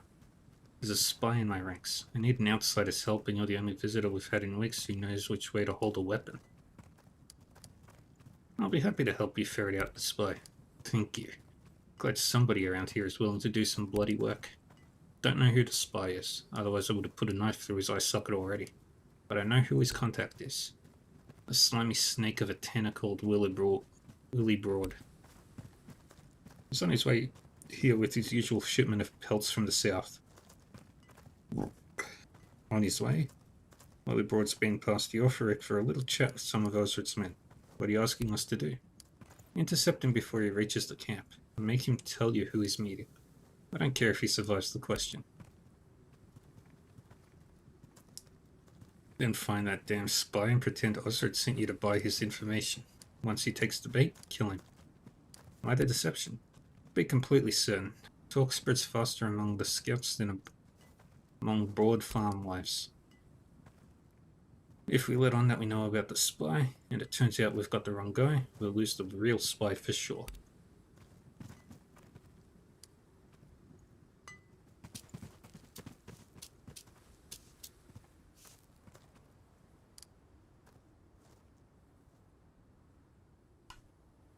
Okay.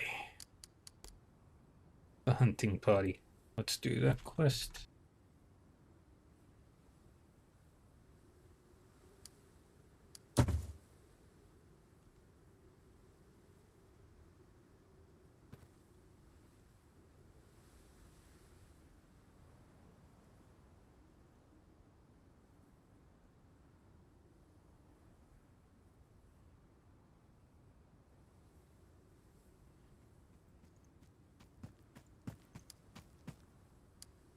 You find the young wolf hunters huddled around a campfire, jugs of ale scattered across the ground. The oldest of them looks to be just past his mid-teens, a man but not yet much of one. As soon as they see you, they jump to their feet ready their weapons. You notice a fair amount of swinging. They've been hitting those jugs a little too hard. Who's there? Kata sent me. We've been gone for a while and he's worried about you. You can tell him we're fine. There's nothing to worry. And you should return and tell him how the hunt went. They exchange significant looks. We haven't dealt with the wolves yet. There's too many of them.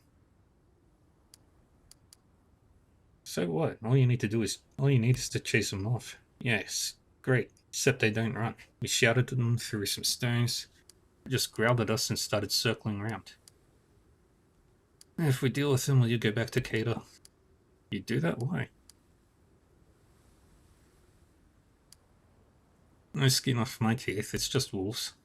The young man looks strangely reluctant to accept your help. He looks around him.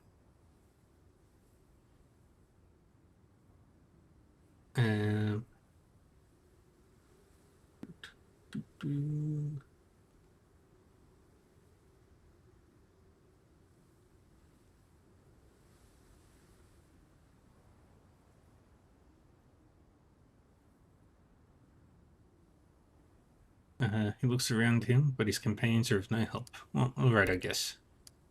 We found them in the woods just north of here, along a narrow path between the trees. Alright, don't go anywhere, we'll be back.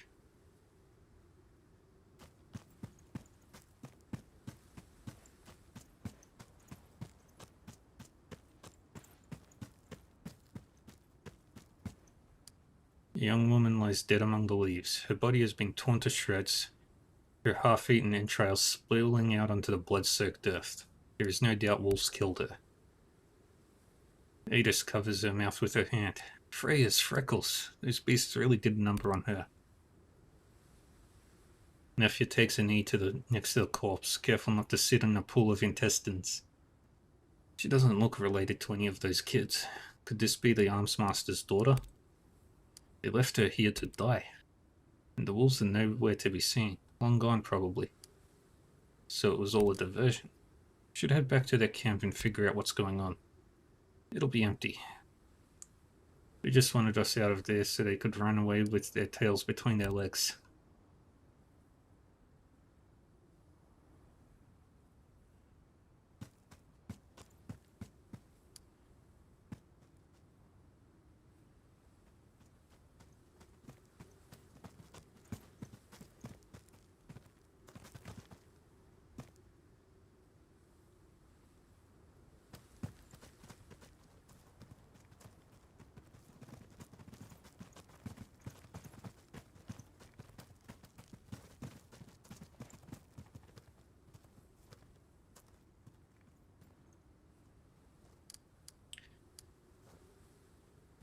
What was your daughter wearing when you last saw her? Why? Well, she was wearing a yellow and red quilted coat. We found the body of a young woman wearing such a dress. She's dead. The Master of Arms immediately spins around to hide his meltdown from you. The conversation pauses for several minutes while he struggles to control his heaving sobs. Kata, I heard what you said. Did Wilfred's boys get your daughter killed? Through momentous effort, Kata pushes away his grief and regains his composure. He fixes the scoutmaster with an angry red-eyed stare. Just saw those boys coming through the camp and leave out the northwest entrance in a damn hurry. Viking, please catch them. Bring them back here to face justice for my errors.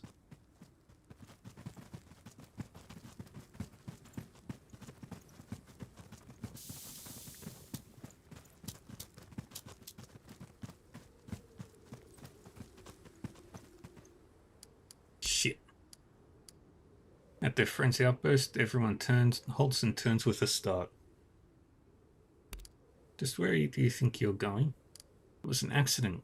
You don't understand.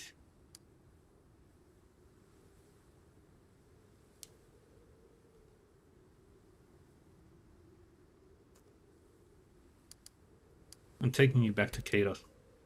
Panicked, the leader draws his weapons and his comrades follow suit. No. We're not going to kill them, because...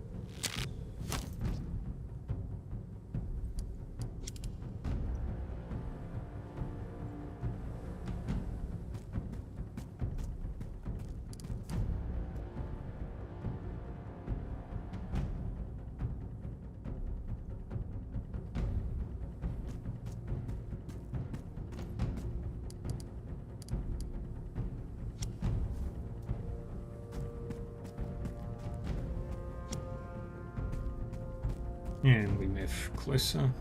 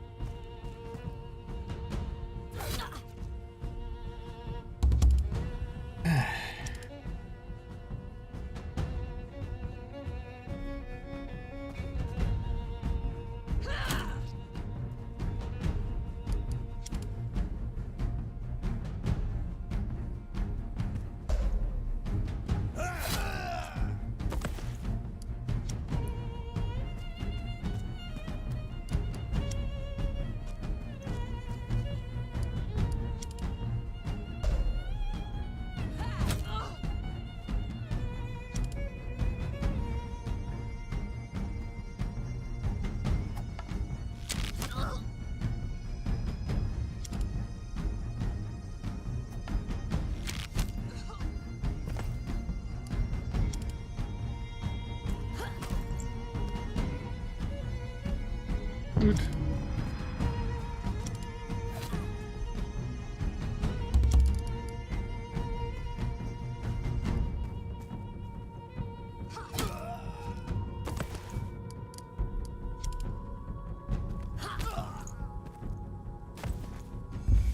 We got them all.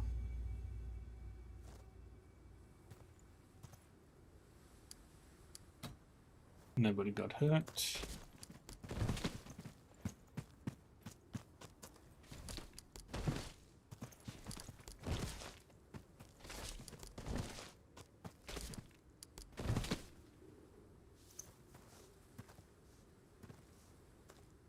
Now we go talk to Kida.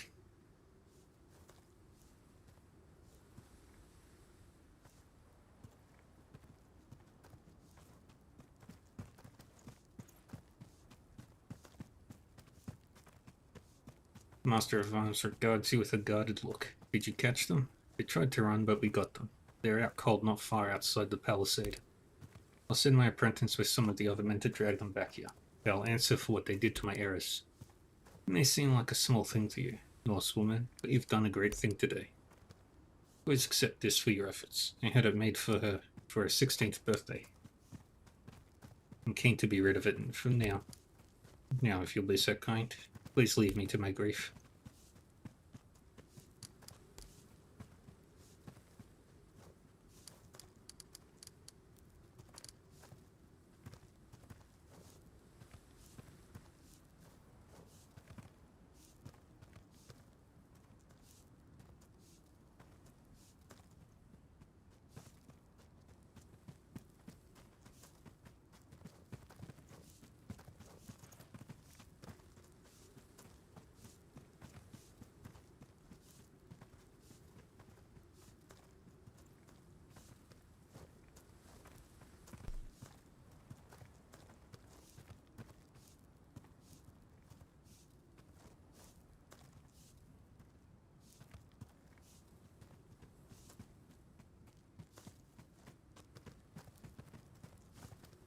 Okay. Now we'll do snakes among the trees.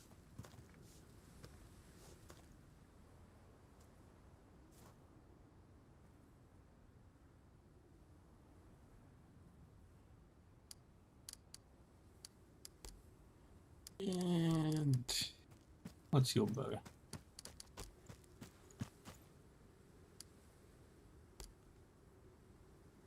We'll grab Nail Ripper. Yes.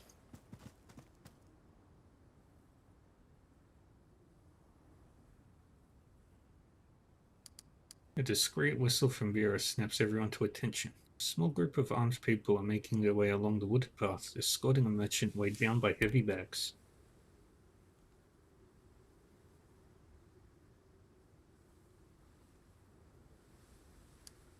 That looks like our target.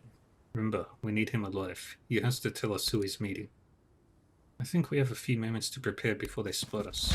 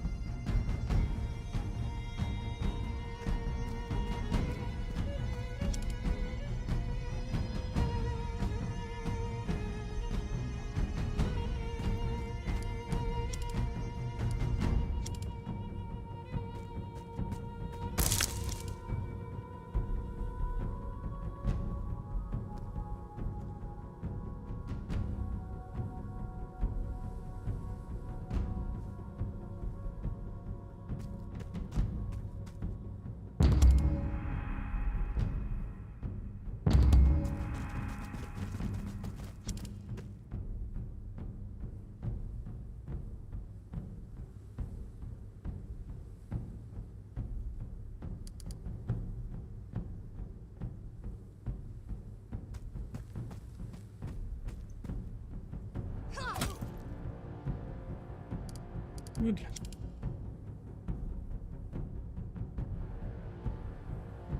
Alright, I will stretch.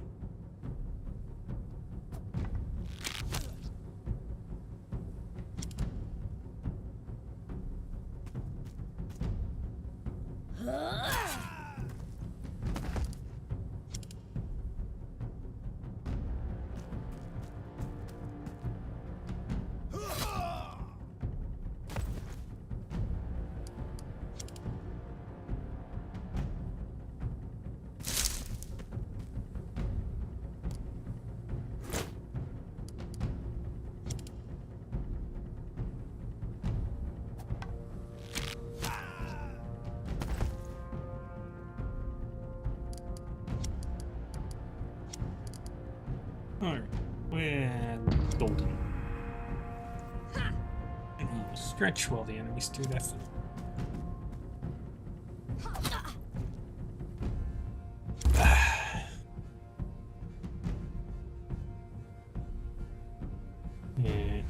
Slash.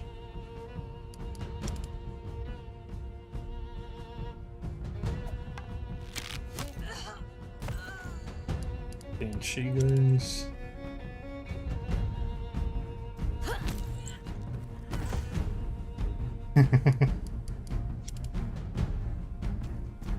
Yeah. Etrian Odyssey, I will be starting that next week. I think it's just the first 3 games that I own.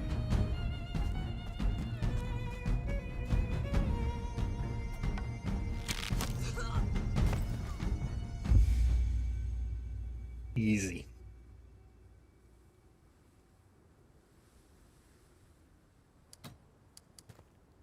The fight is over and Willard Broad, the tanner, is slowly coming to among the leaves. Still alive? Good. Tell me who the spy is, or I'll give new meaning to the word pain.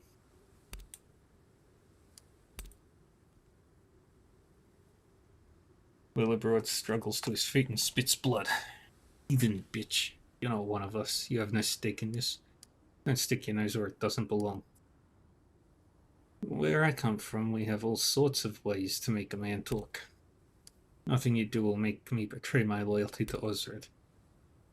Have you ever heard of the Blood Eagle? It's actually a method of execution, but it can be an very effective form of persuasion too. Aoife cracks her knuckles with a wicked grin. First you use a nice, sharp knife to cut the ribs from the spine. Then you pull the lungs through the hole. If you do it carefully enough, you can keep the victim alive for quite some time. Long enough to get any answer you seek. Willibrod's lips quiver with the horror of the imagery. The expert is the hydraulic press, the basics. Kicking the balls. Sounds easy. Good lord, you're monsters. Aoife pulls her knife and runs a finger gingerly along the blade. Shall we get started? Buys into it hook, line, and sinker. Stop, I'll tell you what you want to know. Tanner reaches painfully behind him and after a bit of rummaging, retrieves a small scrap of fabric in the colours of Osred's crest. I was told to give this to a scout who had experienced much hardship despite their young age. It's the only thing I have to go on.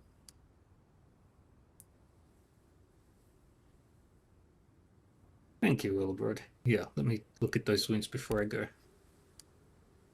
Willibrod looks so highly alarmed as you cut away the clothes over his injuries, but his alarm turns to astonishment as you skillfully patch him up. Thank you, Norsewoman. Perhaps there is hope for his soul after all. Yeah, give me your stuff, people.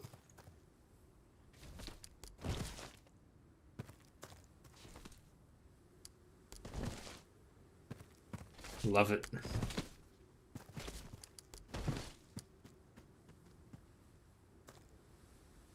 Sounds like a ton of fun.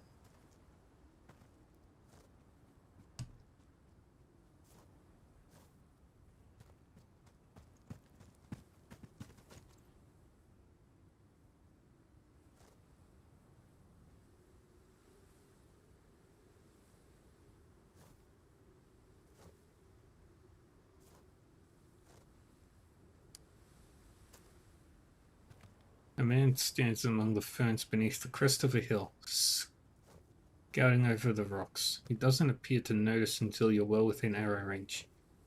Then he turns with a start, hand on the hilt of his knife. The scout must be somewhere in his late 30s. Red curls and a red beard adorn a heavily tanned face from which grey eyes glare at you suspiciously.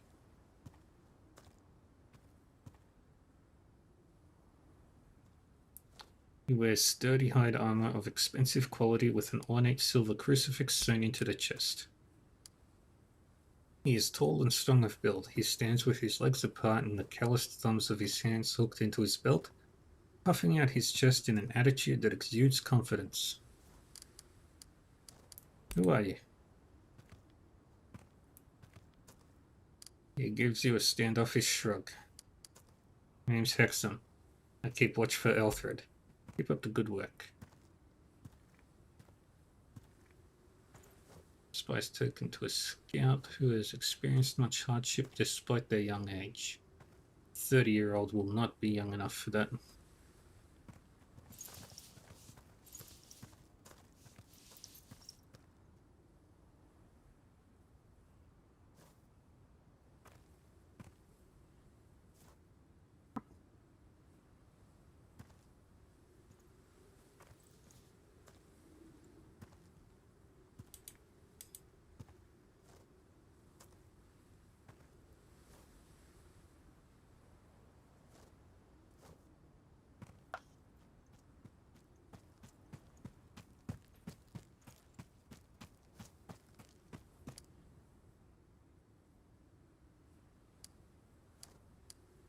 A young woman stands next to a grand old oak, watching the western approach with the vacant look of someone whose mind is elsewhere. She's seen you long before you reach her, and she turns to watch you climb the rocks. You'd estimate her age to be in the early 20s, green eyes gleam under dark bangs. She is short with a healthy, plump build, and her skin is smooth and pale. Her dainty hands rest on her hips, within quick reach of her nice hilt. Several different forms of crosses hang around her neck, but you notice a few charms and more complex designs hanging from her belt, made from bone and wood and adorned with intricate patterns. Who are you? I serve Alfred as a scout. My task is to ensure Osred doesn't try to sneak an army up the western slope. Keep up the good work. So I'm pretty sure...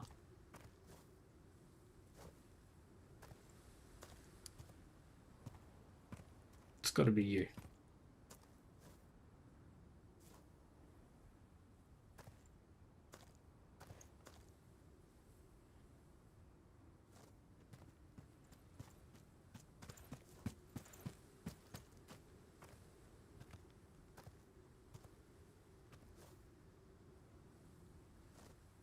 A young man stands in the shadow of a dense beech, turning often and scanning his surroundings with alert eyes. As soon as you spot him, he notices you as well. He looks to be in his mid-teens, with messy brown hair and moody dark eyes. He is tall and lanky, and his movements are quick and precise. He wears a very simple outfit with no adornments or accessories save for a knife holster on his left thigh. His nose is distinctly crooked, as though it's been broken more than once. You notice a patch of rough pink flesh on the back of his neck extending down his back under the tunic, a scar from some horrific injury. Who are you? He rolls his eyes at that uniquely condescending manner of a young person who doesn't understand he has nothing to be condescending about. I don't see how that's any business of yours, but in case it's not obvious, I'm watching the northern approach for signs of trouble. Mind if I ask you a few questions? Yeah, I do mind. Is that all? Osred sent me to get a report from you. He quickly looks around himself to make sure nobody else is listening in. Then he extends his hand to shake yours. I thought you might be my contact when I saw you enter Alfred's camp. Let's get this over with. Ah. So you are spying for Osred. Thank you for admitting it. Every muscle in his body appears to stiffen at the same time. Fuck. Tara sent me. Wait, hear me out. I had no choice, alright? I'm an orphan. Me and my mates, we used to live on the street in Eofulik, just doing odd jobs, never hurting anybody. When Osred became king, one of the first things he did was clean up Eofulik. So him and his thugs came around, caught us, beat us up, and threw us in the dungeon. Forced me to come here, join up with Alfred and his men, and spy for him. He said if I didn't, he'd kill my friends and leave me to rot in that hole. Alright, I'm not going to kill you, but you'd better get out of here. He exhales sharply. Hey, thanks. I mean it. I won't get back to Eofulik, and I won't tell Osred anything. If Alfred takes the city, please find the other orphans and get them out of the dungeon. You can tell them I'm waiting in the old hideout outside of town. Yay. Now we talk to Tara.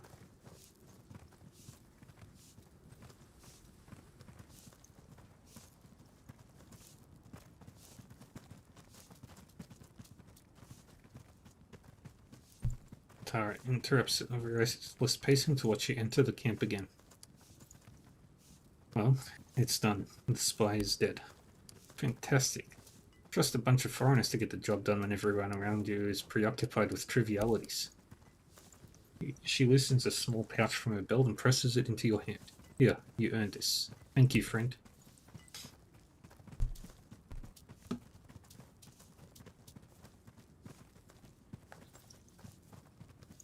Alrighty. So, what's this quest? Ashes to ashes.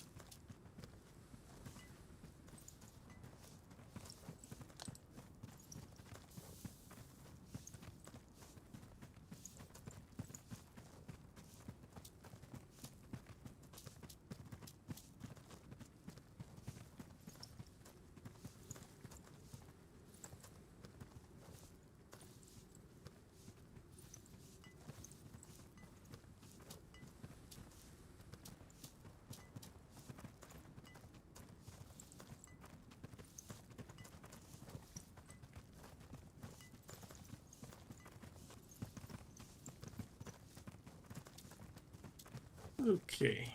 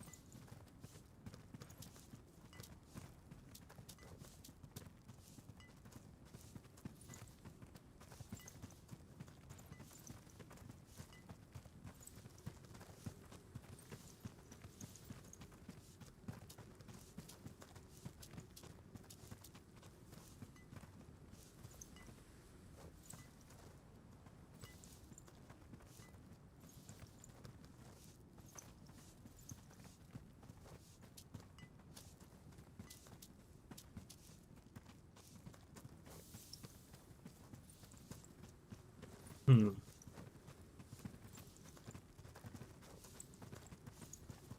Okay.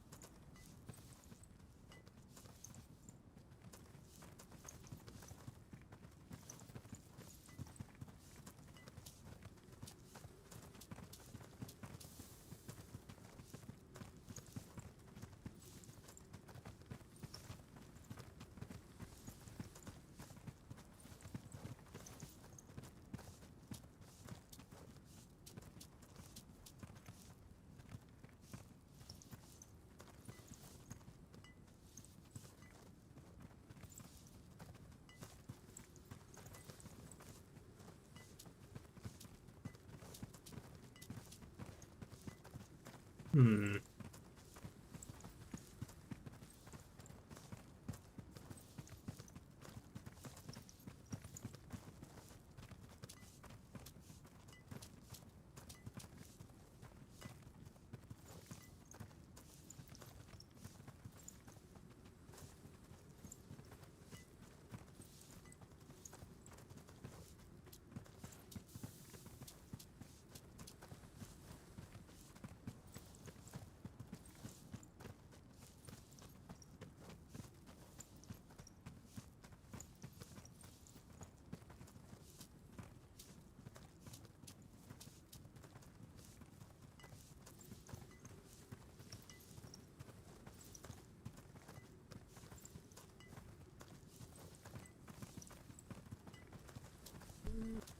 Which quests?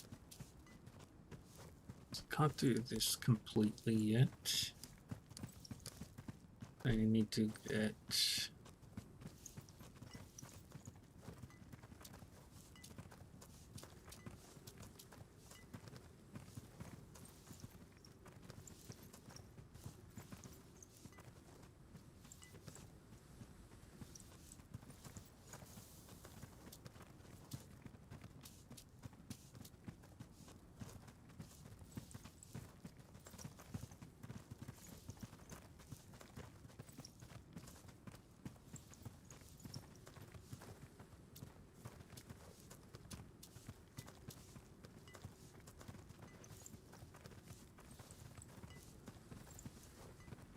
Um,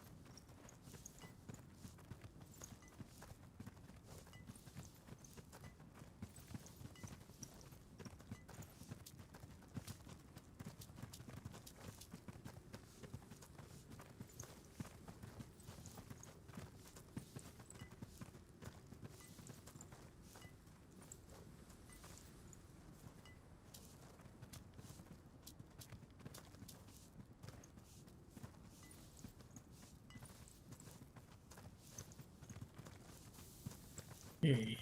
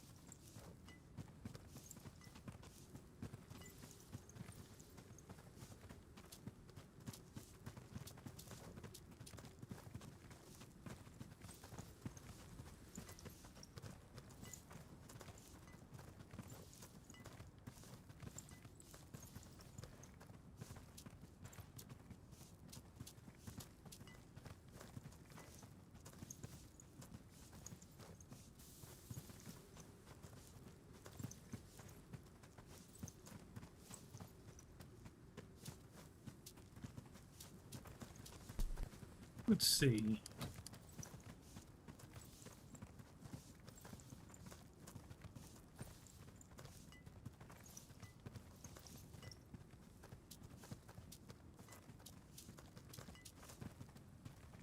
That's an extra 4, so that'll put me at 36. That'll make it 42. That'll make it 48. That'll make it power 77. 83.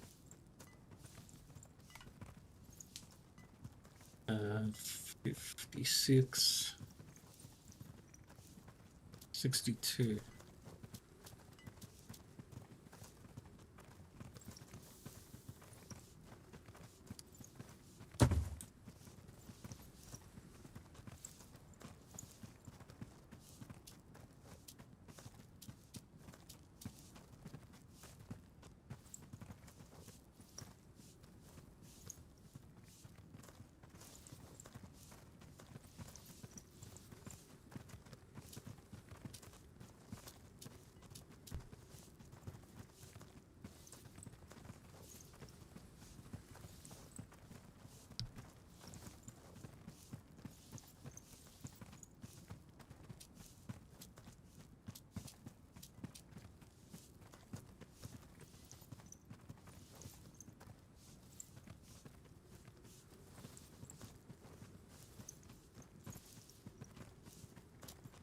I should have been following this guide.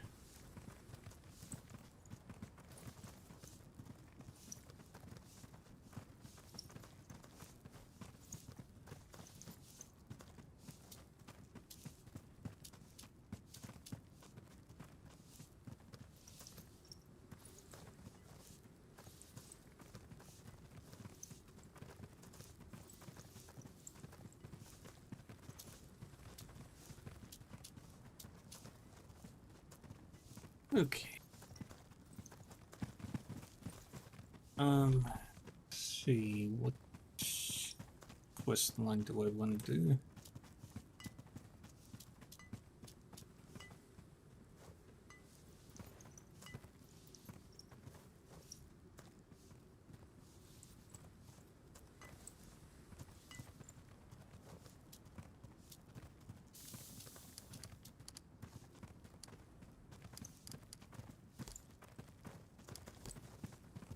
Let's do Ghosts of the Empire.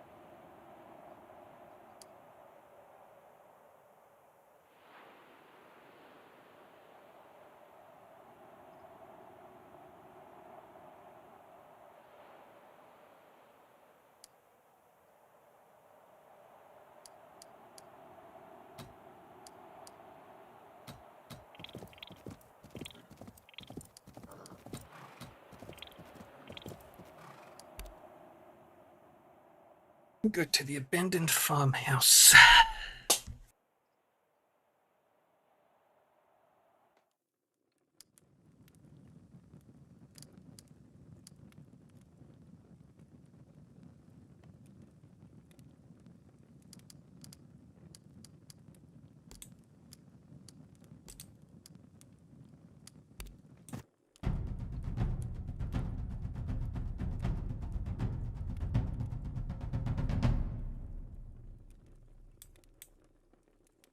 Alright, how much longer do we have before the end?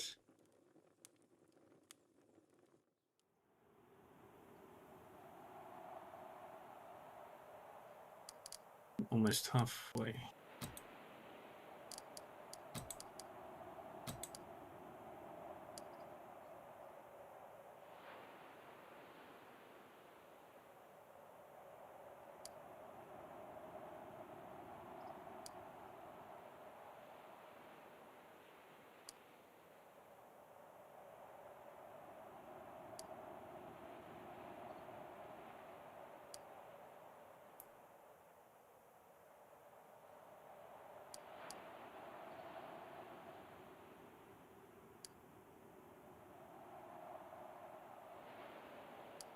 I really should have gone with the armor.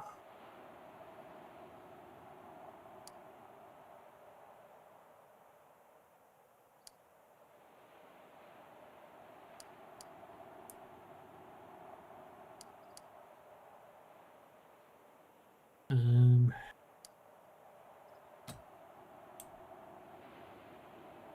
let's do that one. 5 days.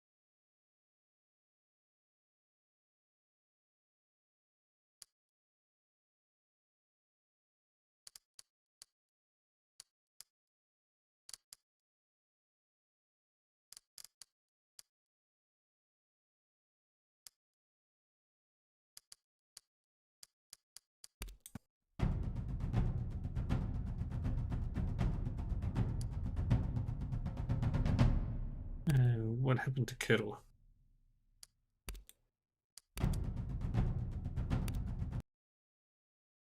Alright, he's fine.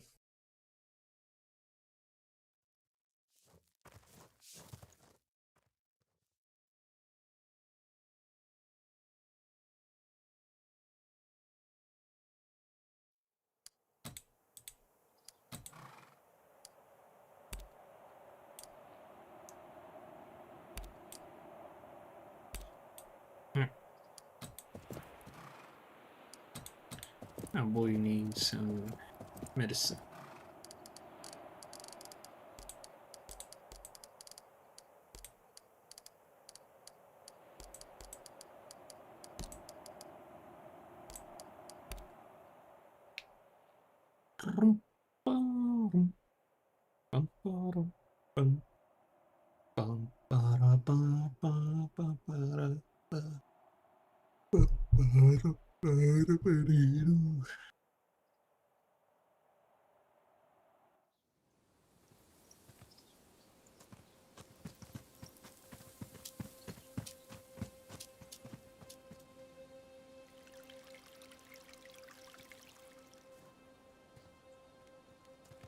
Now we gotta go to church.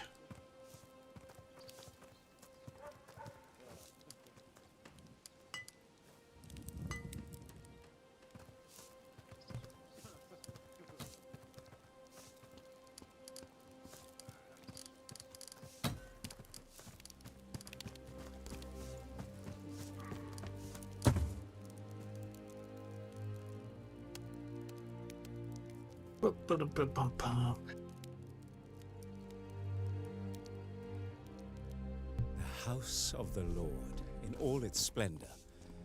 Does this not inspire you? Here I feel his presence more strongly than anywhere else.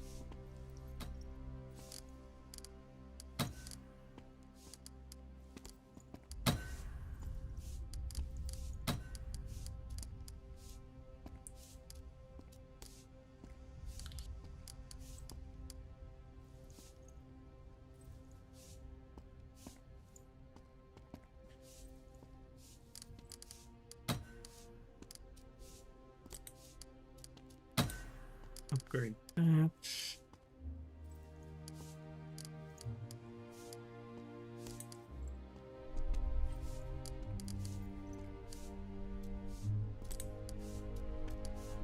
And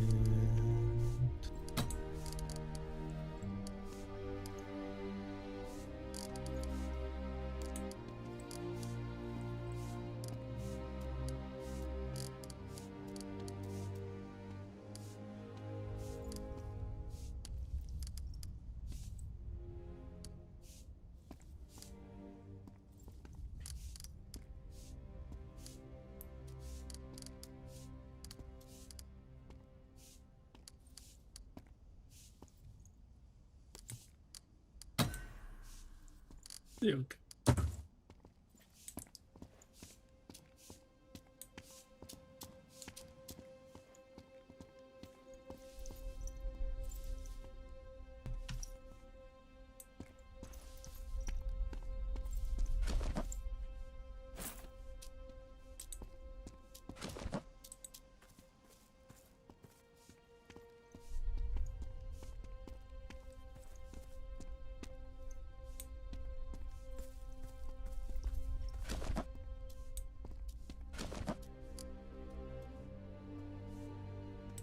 And bold. Bishop slip curls up.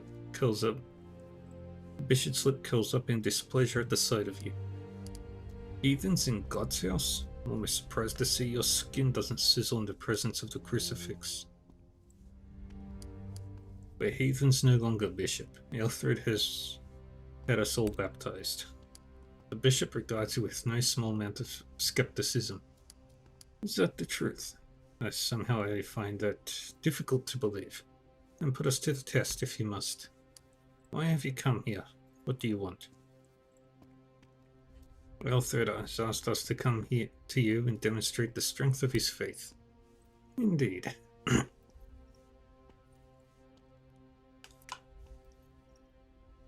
Very well then, a test of your faith. The Lord's Prayer, perhaps. I haven't learned that prayer yet. Why not the Apostles' Creed? Afterward, I would be honored if you would teach me the Lord's Prayer. The hint of a smirk plays at the corner of Ian Bold's lips. Very well. Recite the creed, please.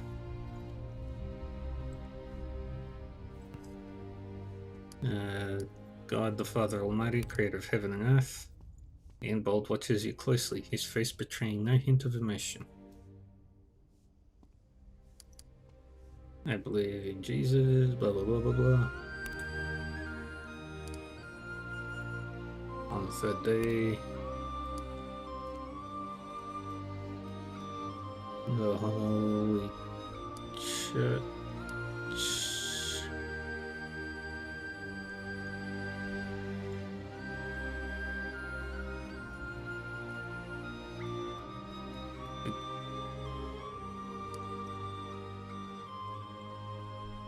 the communion of saints, forgiveness of sins, resurrection. Amen. Ian Bold smiles, and it's an earnest smile. Christian or not, you've certainly shown me the respect of learning our creed. Perhaps we have common ground after all. Can Alfred count on your support? Not quite yet. I'm greatly impressed by his devotion to the Lord, that he would manage to bring such a strong-willed individual into the fold, but this opportunity is too valuable not to exploit. For the past several months, I've been pondering a precarious predicament. It involves a group of sinners who have taken to worship the adversary. I feel this is a good opportunity for you to show that you have no lingering sympathies for heathen folk. What is required of us? Far to the west of here, there is a place called Leicester, a remnant of the old empire. Leicester. The priest of a nearby hamlet has warned me that a dark power has taken over the ruins. A satanic cult who worships chaos and evil has moved into the ruins. The priest speaks of horrifying chants in the night, abductions and human sacrifice. The accounts chill my very soul. This cult must be stopped. Sounds like something that's worth looking into. Very good. Whatever you find in that forsaken place, I know the answer will be clear to you. Christian or not, in this matter you serve God. Return when the cult has been dealt with. Then Alfred will have my pledge of support.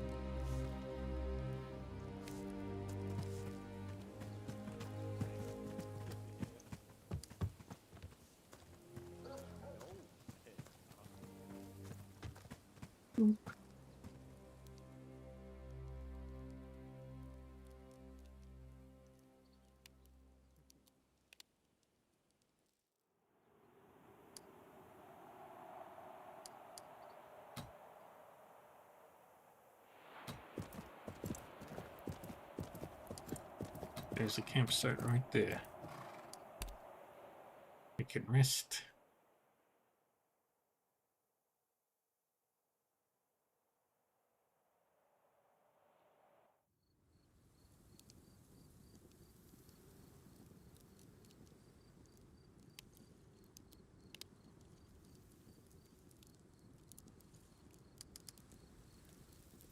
And Eva.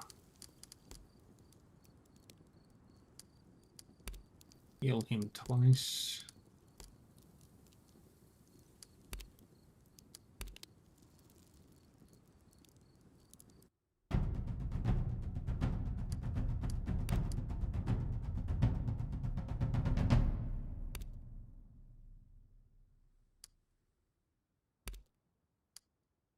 And found a cat. You're such a cute kitty, aren't you? You're so sweet. Yes, you are. You're such a nice little kitty. cooing over a cat? Come off it, girl. You're a useful animal around a farm. Save your maternal instincts for a real child. She's so soft, aw. Can we keep it? Sure, it'll keep pests out of the sacks. And we shall call her Beagle. Welcome into the herd, little one. You member of your herd purrs happily. I have a cat.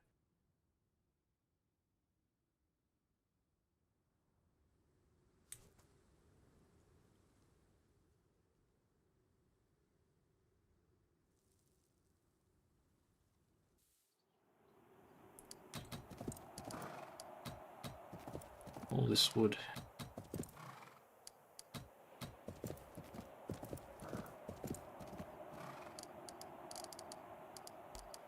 You, and you, and gonna.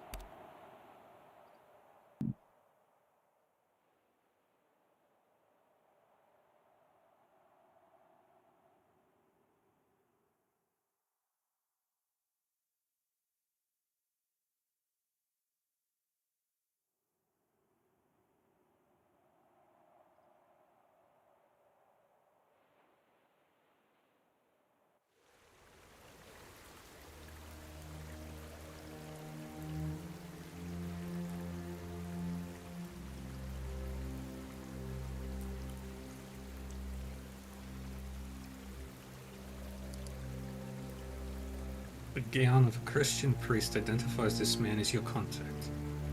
He's probably in his mid-30s with a strong physique and handsome despite his receding hairline. He's pacing at the edge of the road, biting his nails anxiously.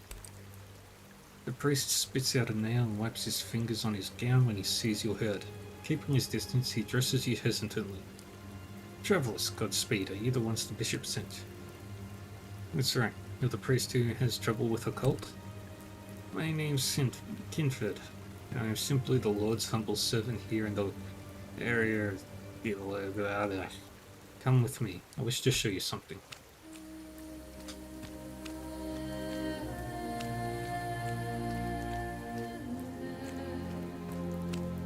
Look at this shrine. What do you see?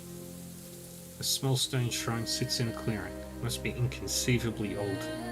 But someone has been keeping it clear of the worst overgrowth. Tiles on the floor between the four pillars that are slathered in blood.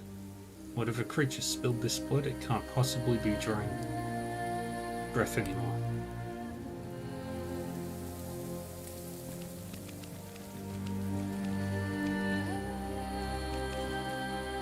Alright.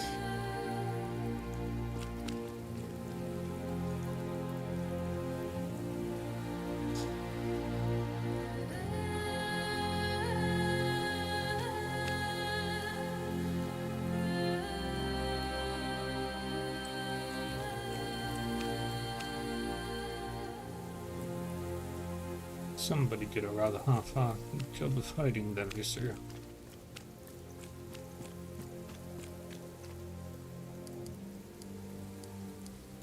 Looks like a shrine covered in blood. It's just as I reported to His Grace. Foul cult who has infested is spilling the blood of innocents and sacrificed to the Dark Lord. How did you discover this? Members of my church came to me with their fears. These devil worshippers have been spreading their foul corruption across the countryside for months. I always knew something wasn't right with that cult, but this is far beyond my worst fears. Found a bucket full of blood and guts between the shrubs. Any idea what that would be doing there? The priest's teeth start working at the corner of another nail. Remnants of their dark ritual, perhaps? Abandoned after their work was complete? What do you want us to do? The Satanists must be killed or driven off.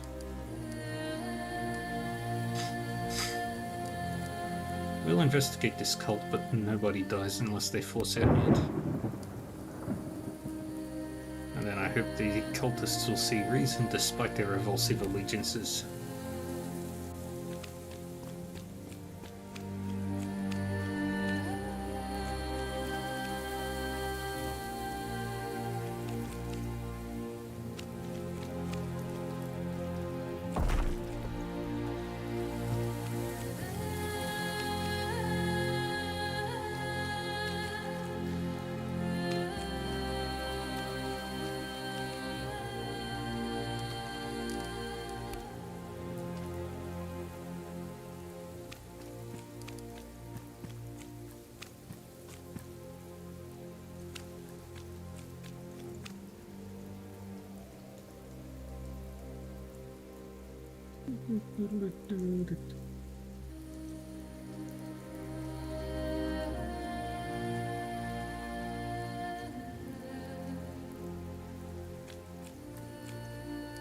Excuse me, my half, the young woman before you was staring intently at your feet. Her face is as red as a beet and her fingers incessantly need a strand of her hair.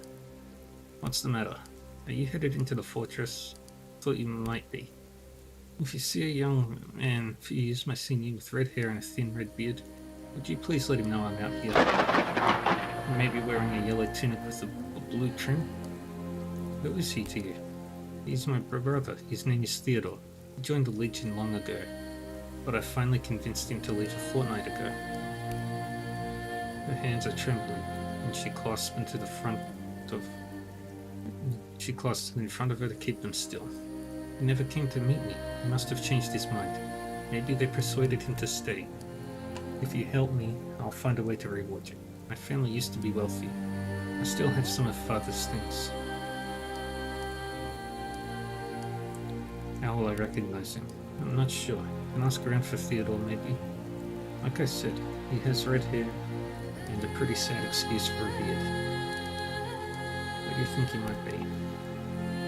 I used to meet him outside the walls, but he doesn't come out anymore. He must be somewhere inside the fortress. At least I really hope he is.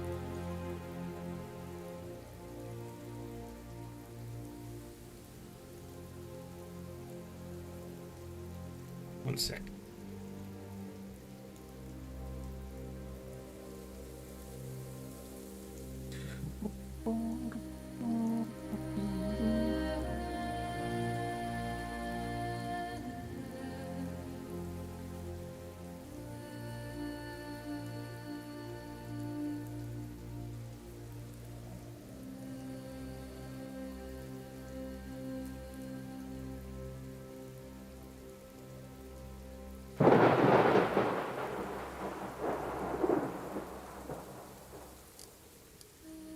Why did he join the Legion? To get food for us because we were hungry. It worked, but I've been so scared for him.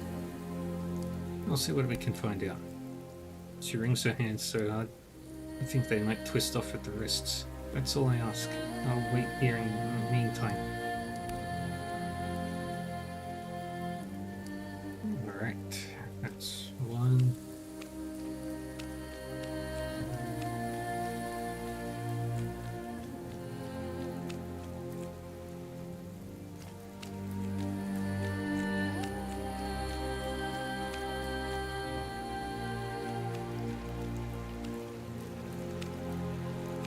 Pretty sure there'd be a standing stone somewhere here.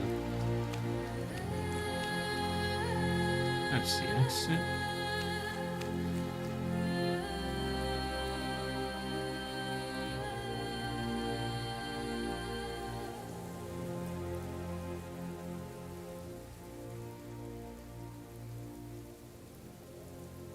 Ah, shit.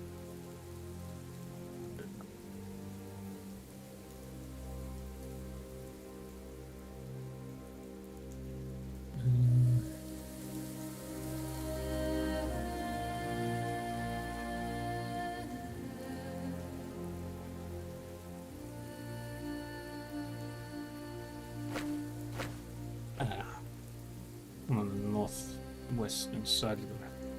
And yep, I will hydrate.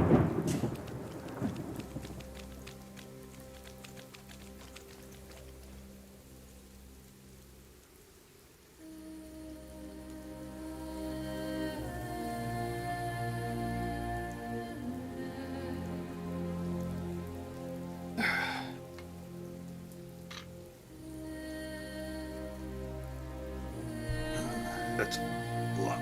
Oh. No controller yet.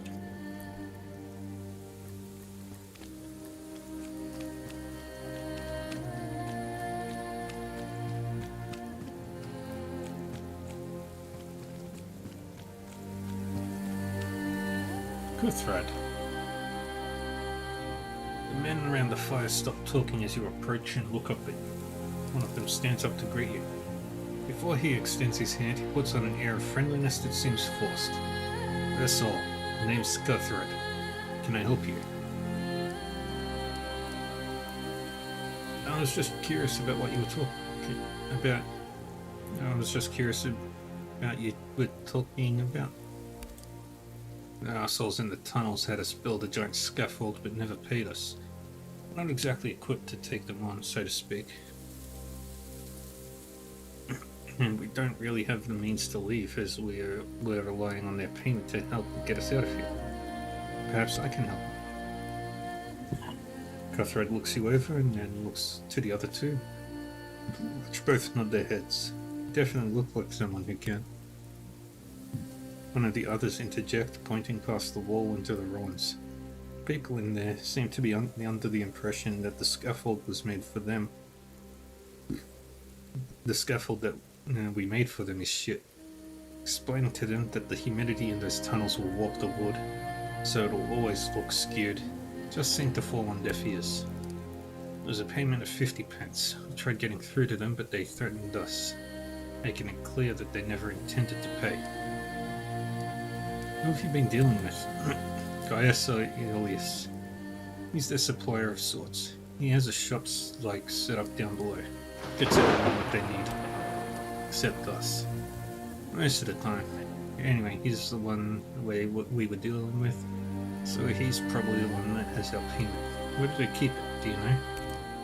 In the tunnels, though they call it the chapel. Probably down by Gaius' store. I'll return with your payment.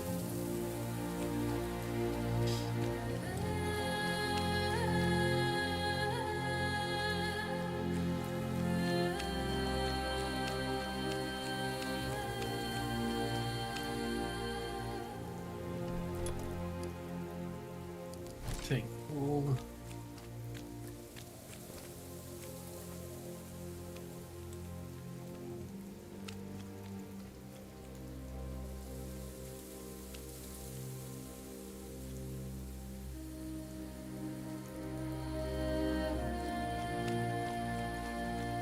We run around.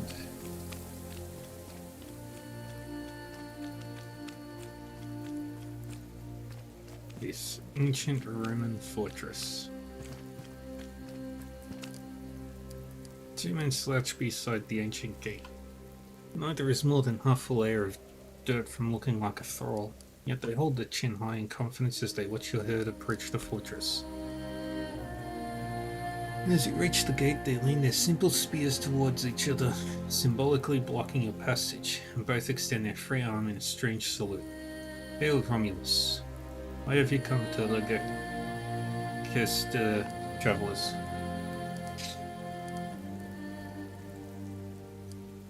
Just passing by when we saw the ruins.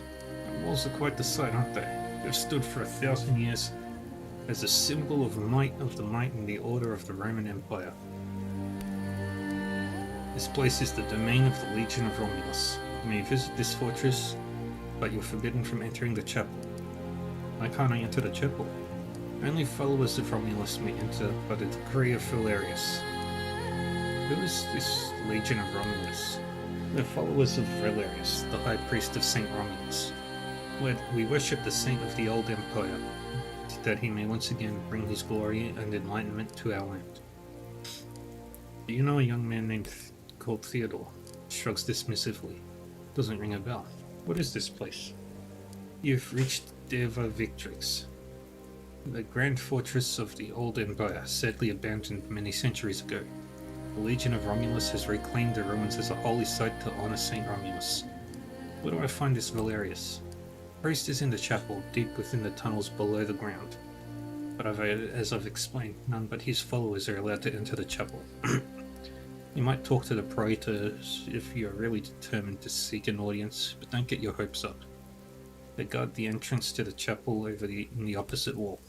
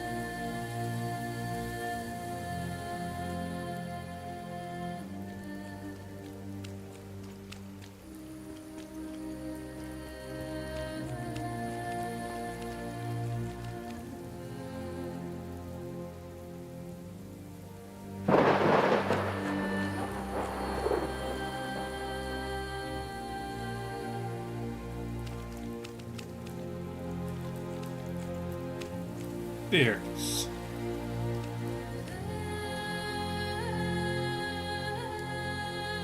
The inscription on the stone is surprisingly literal. It describes a hunter who lived outside great walls and selflessly patrolled the wilderness to keep his kinsmen safe, even while shunning their company. No mention of any kind of treasure or hiding place. At least we know we're looking for a place outside the old fortress. That could be anywhere. Although the markings do seem to center around the hunter's home.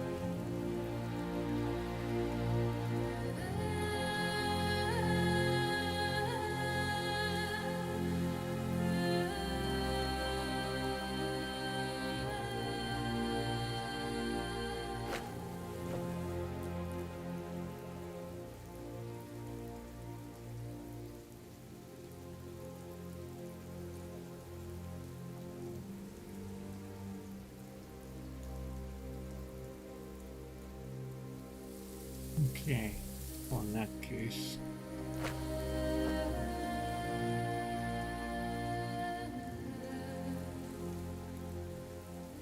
Must be another building somewhere.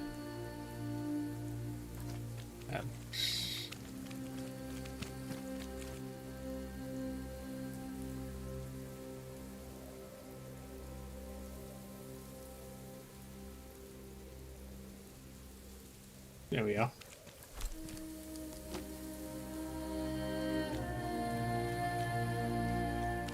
Okay.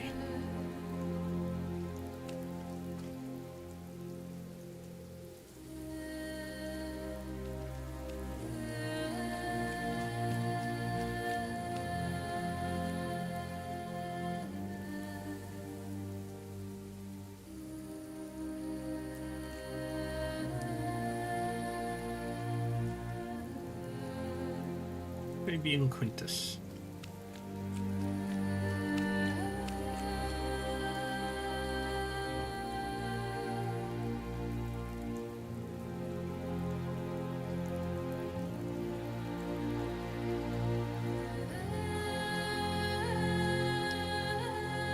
A thin, balding man stands in front of an empty animal pen.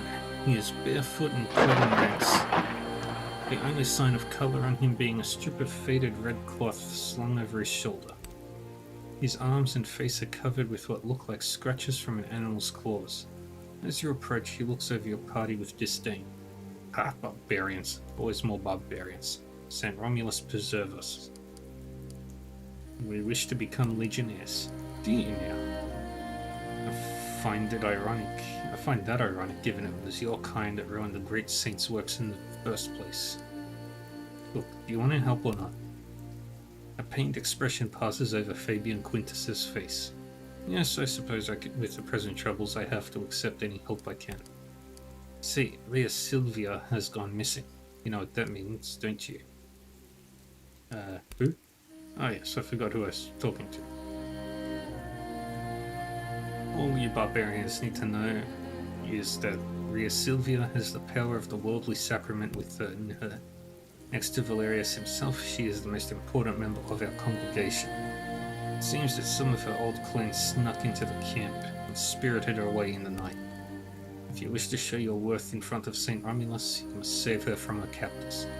If you do, who knows, perhaps she'll share the worldly sacrament with you. Tell me more about Rhea Silvia. Fabian Quintus throws up his hands dramatically. What is there to say? She is to St. Romulus what Mother Mary is to Christ. From her, the worldly sacrament flows and opens the way for ignorant savages such as yourselves to glimpse the glories of Romulus. Where can I find her? If I knew, I would gather up the legionnaires myself and free her. We followed the tracks of Rhea's captors out past the walls, but from there the trail was lost.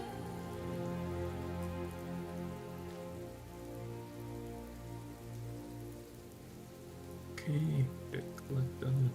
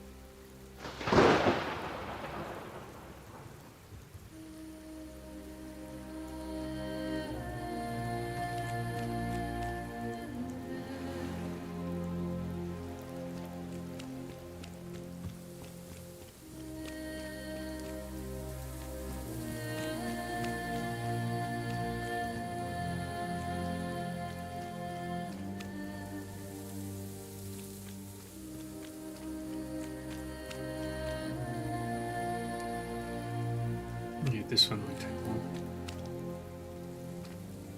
The men on the bridge are well armed, but they're not behaving like trained warriors. They appear to be watching the road, waiting for something. The most well-equipped of them eyes you warily before he holds up a hand in greeting. Oh there, you don't look like you belong around these parts. What are you looking for? He gestures vaguely around him, encompassing most of his surroundings. We've been following some dangerous people who went on the run from our town. We believe they were headed here to seek refuge with the Satan worshippers in the old fortress. Fortunately, we got here before them. What makes them so dangerous? You might say it's their ideas. They hold on to barbaric beliefs, leftovers from the Dark Ages before the Lord came to this land.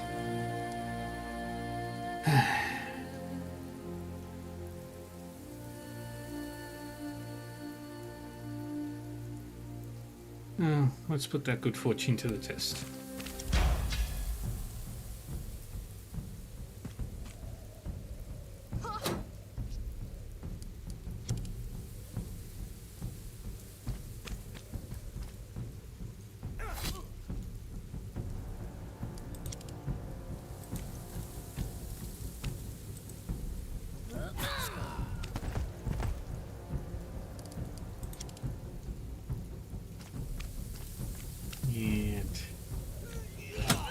Bonk.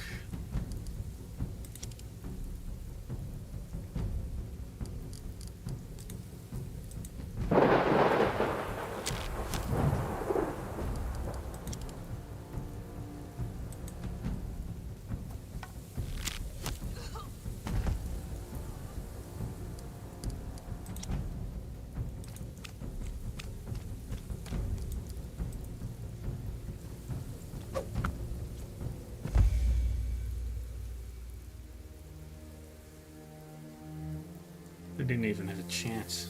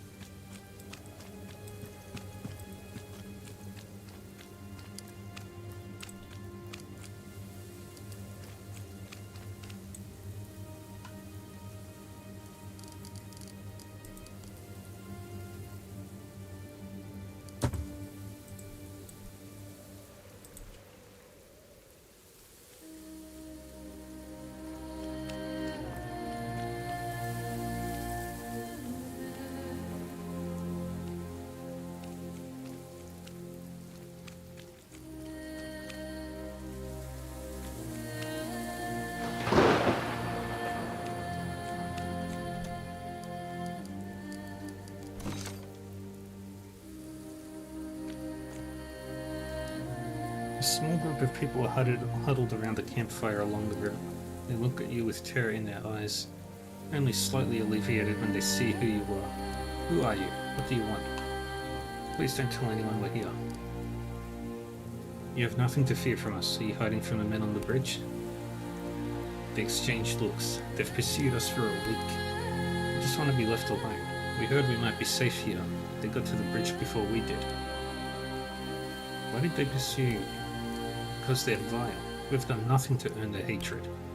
The other woman leans over to whisper something in the first one's ear, pointing subtly at your clothes. Hope sparkles to life in the first woman's eyes. You're not a Christian. Do you worship the old gods? I doubt you've ever heard of my gods. We're like you. Our families have always remained loyal to the old traditions.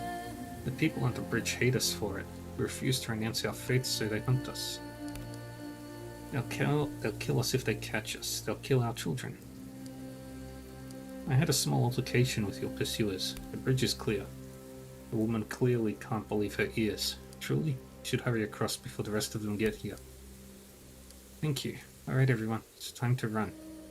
Take only what you can carry. Let's go.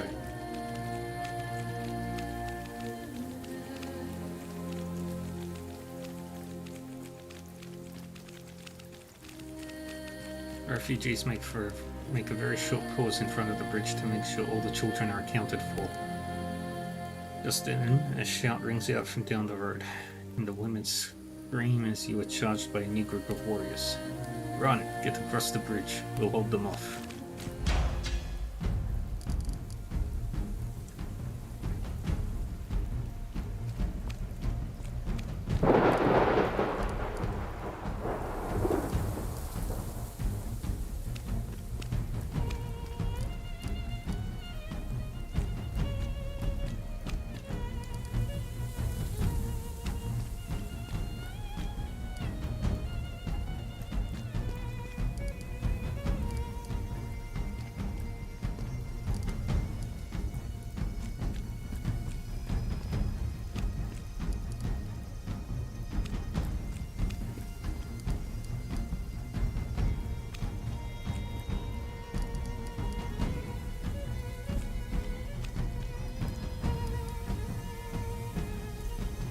Archery girls, go into the back line.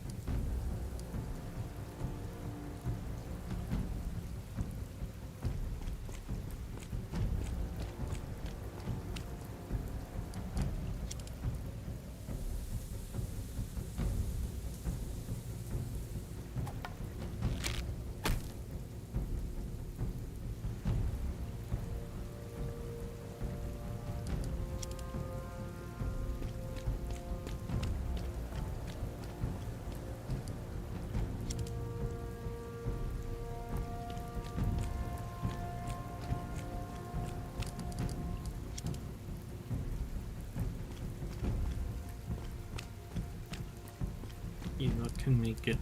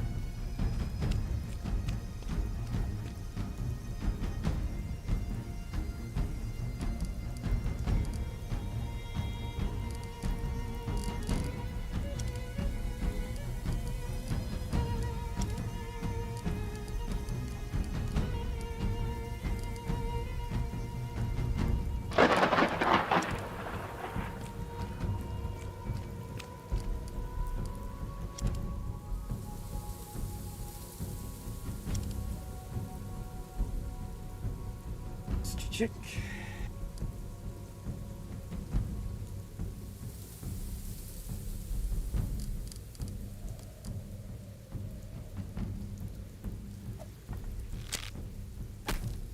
Dang it.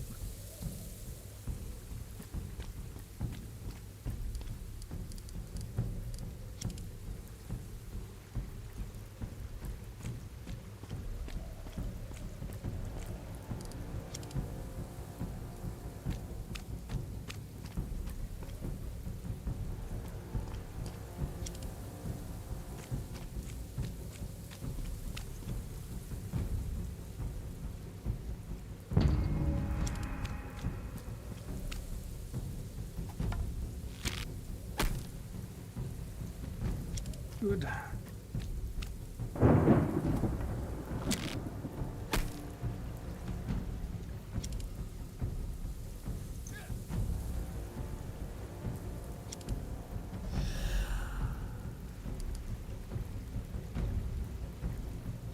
And there are the 3 warriors.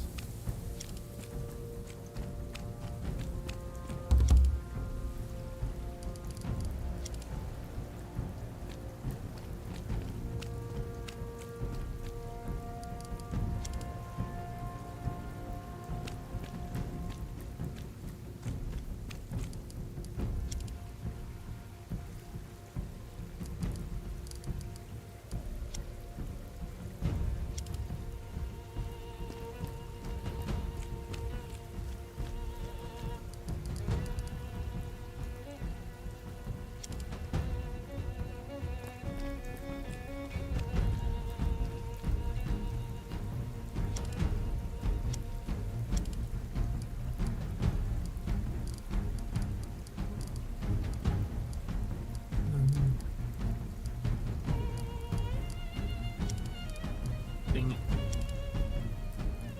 You don't have anything. And it had to be that one.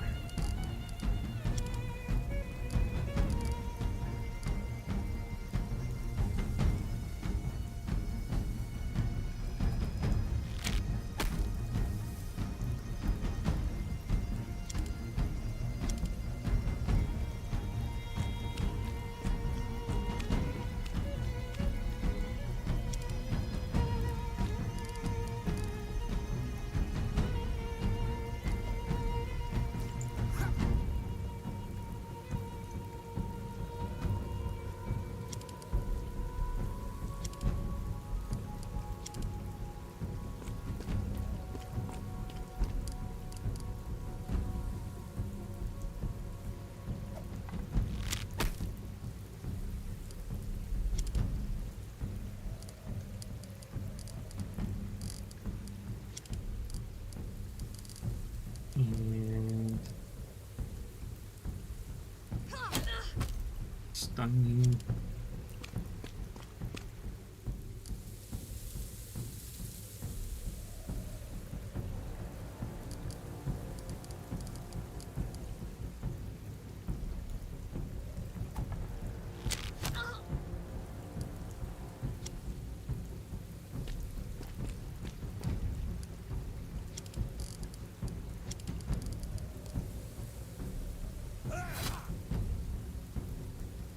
Dang it.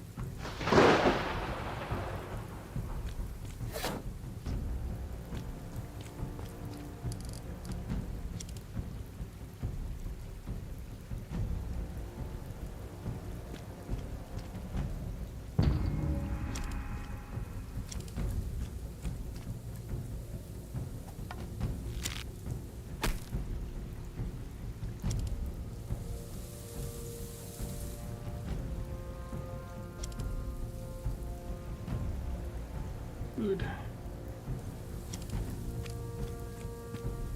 Stink. Shit.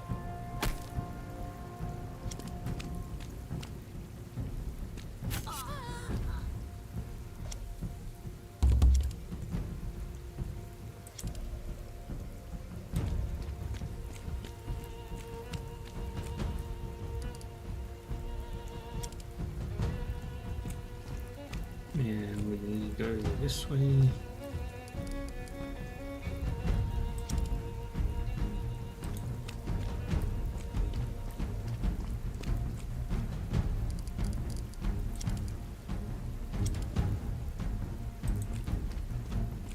Come on.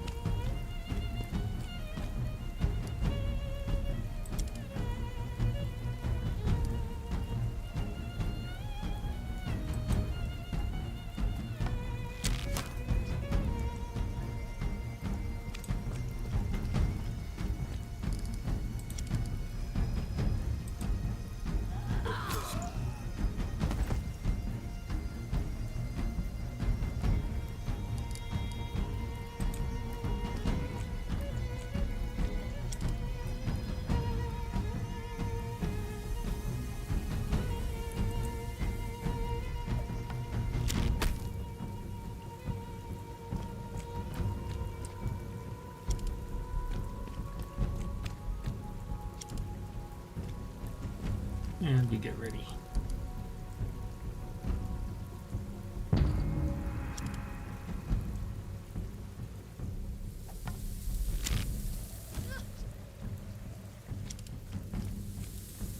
Dang it.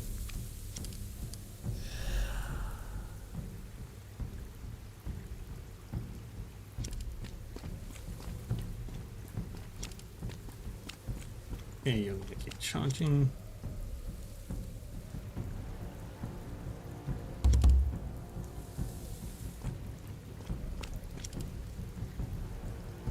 Really, you stupid moron.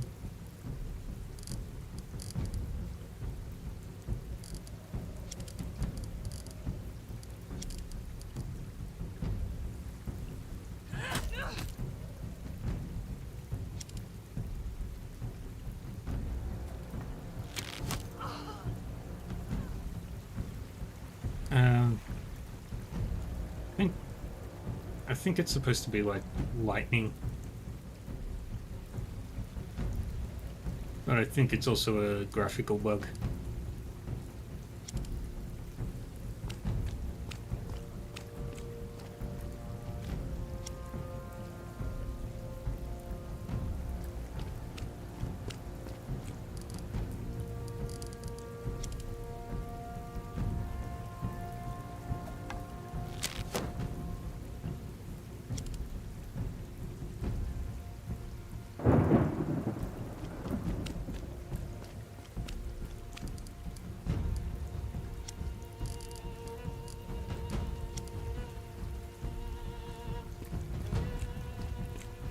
Come on. Just need to get you 3 back.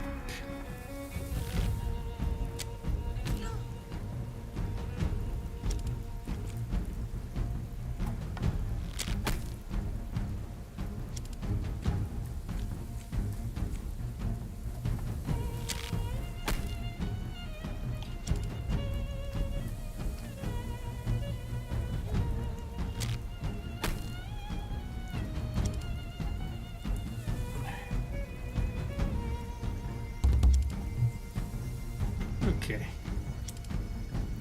Get you in there. Get you in there. Get you in there. I win.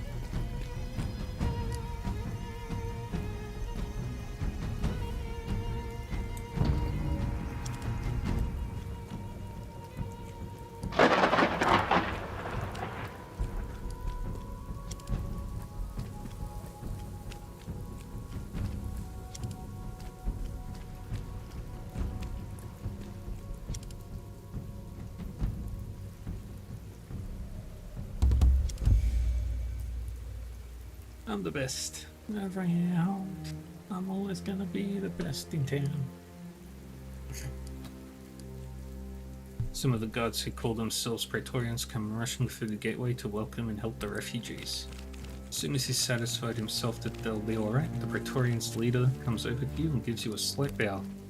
You've done a noble thing here today. Some of the legionnaires saw it all and told us of your actions. Any decent person would have done the same. I'm not so sure, but it reflects well on you that you think so. I would certainly like to think well of any member of the Legion. But the fact is that no one helped you until you came. You have proven yourself worthy beyond any doubt. If you wish to meet Valerius, the stairs to the chapel are open to you. Yay.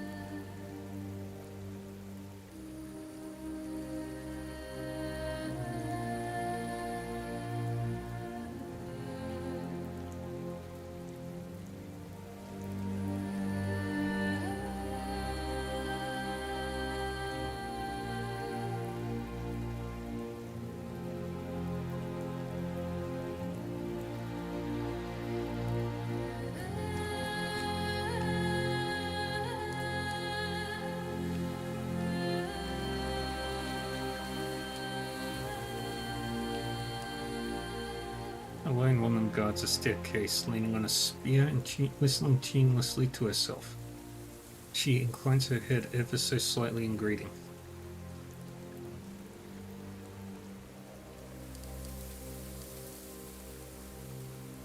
Valerius has sent me to fetch one of the doubters for his ritual. She seems to consider the probability of that for a moment, then she stands aside without a word.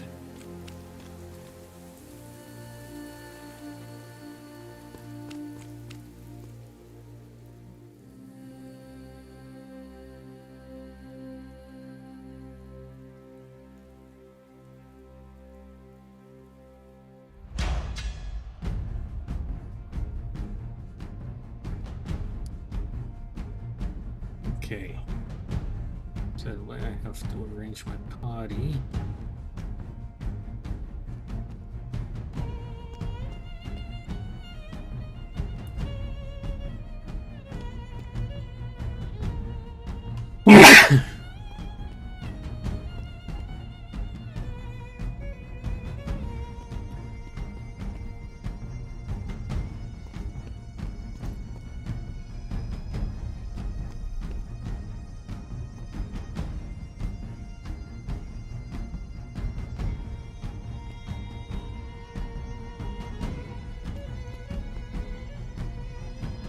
That's the only way I can arrange them without them dying.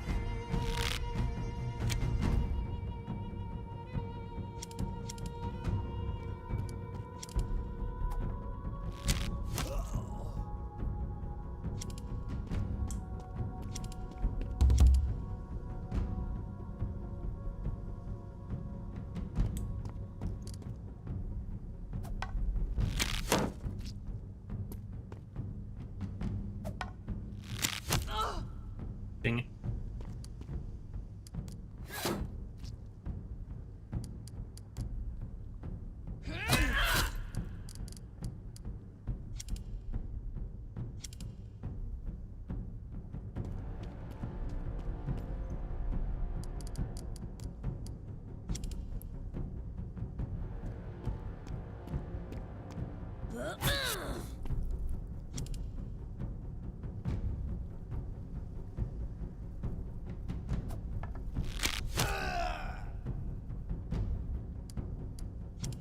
There goes one.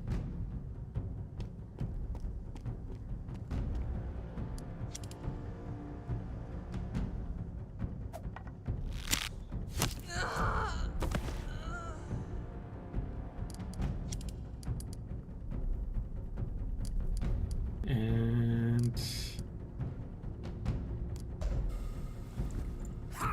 Do that. Just make sure those.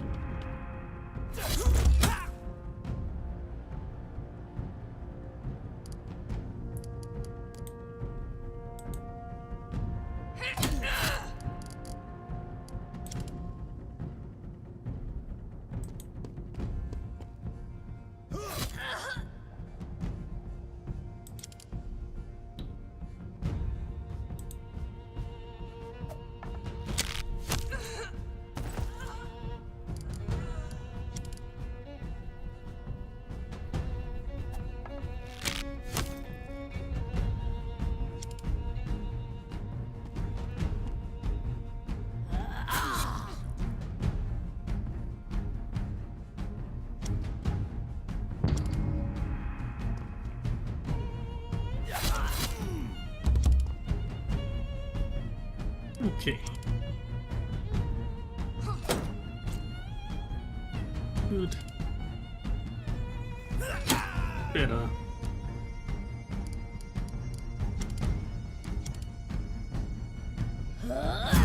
Yeah, I know how to fight. Surprised?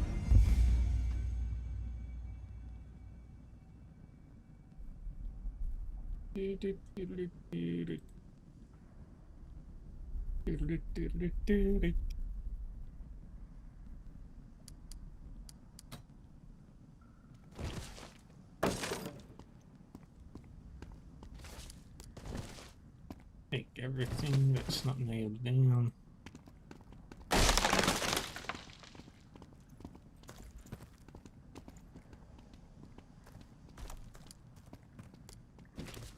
Taking this ancient helmet.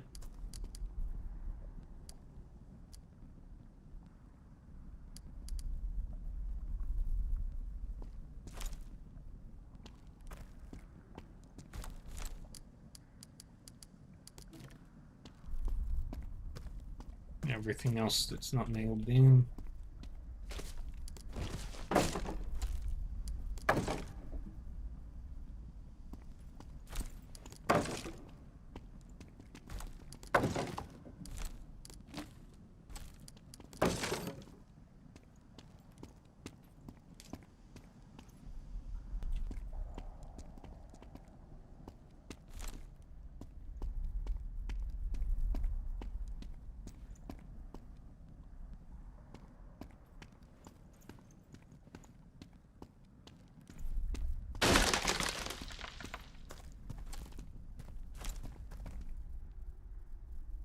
The man in the cell looks abjectly terrified. He's shielding his face with his hands, repeating the same words over and over. Please, please, please. Are you Theodore? He stops pleading and just stares at you for a moment. Then he nods so slowly. Your sister has been looking for you. She's waiting outside the walls. Think you can make it there? He nods again. You let him slunk past you, hugging the wall, and he creeps up the stairs to freedom.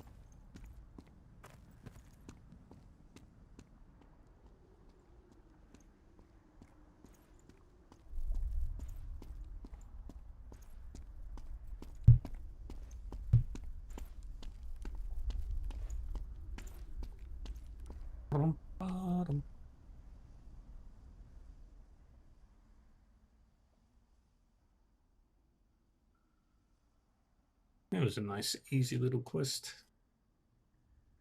What's the time? Oh, cool. I don't think I'll be able to start any of the big major quests.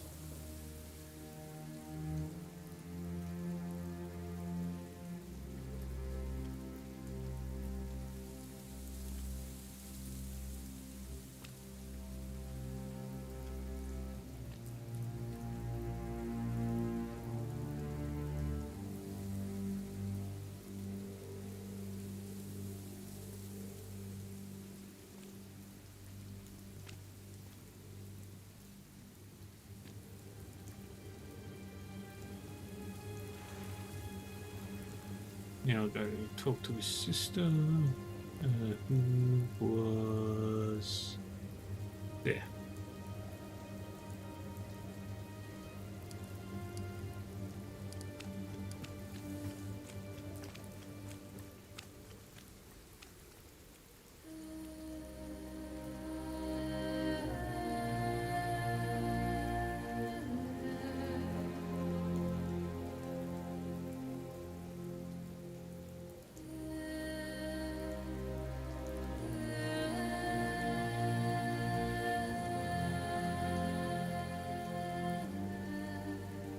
The young woman is standing about as close to her newly recovered brother as is possible for two people to stand without physically melting together.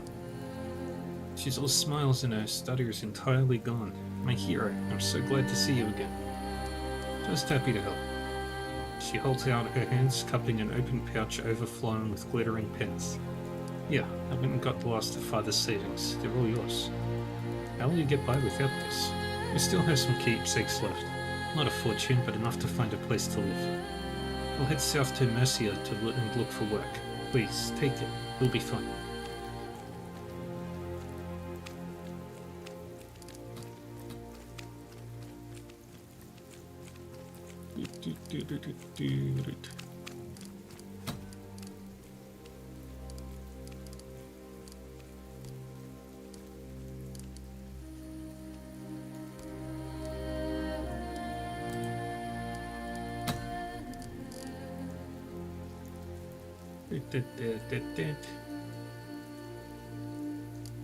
Alright.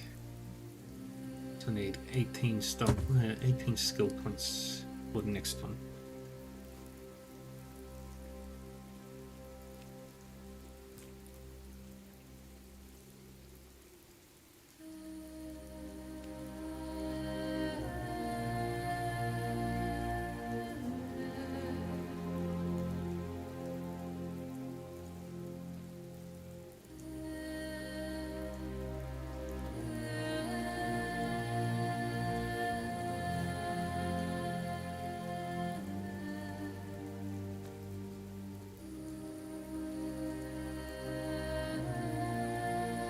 Okay, so I found one in Scarborough, found one in Inglewood, and found one here, and the Doncourse Homestead. So there should be 3 left. Yes. Dumfries. Salt and this farm.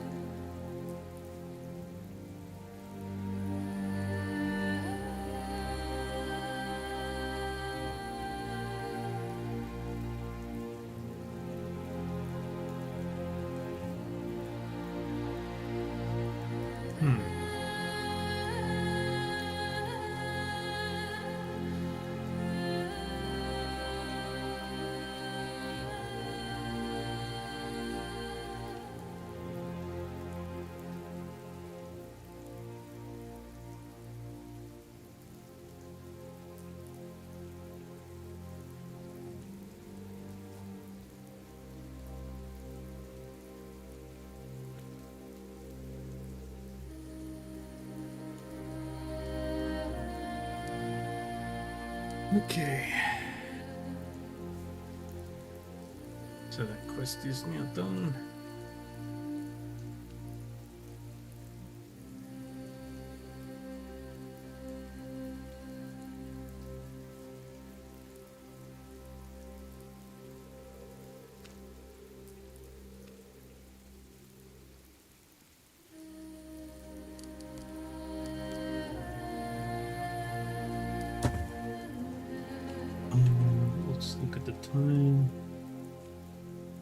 Okay.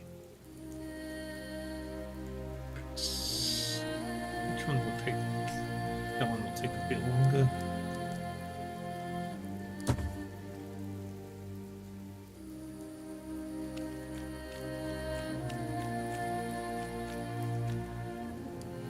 Greeted by a smile as defensive as the palisade are adorned with watchtowers. The middle-aged woman in front of the stall gives every impression of being used to the unusual.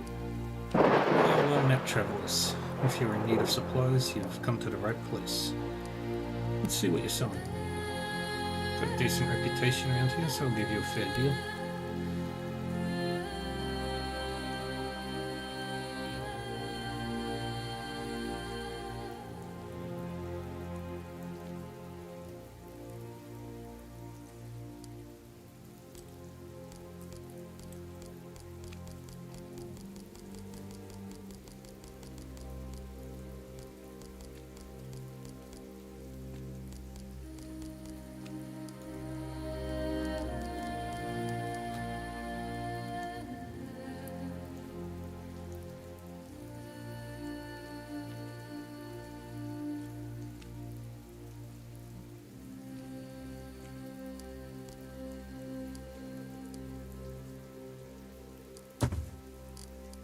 Likewise.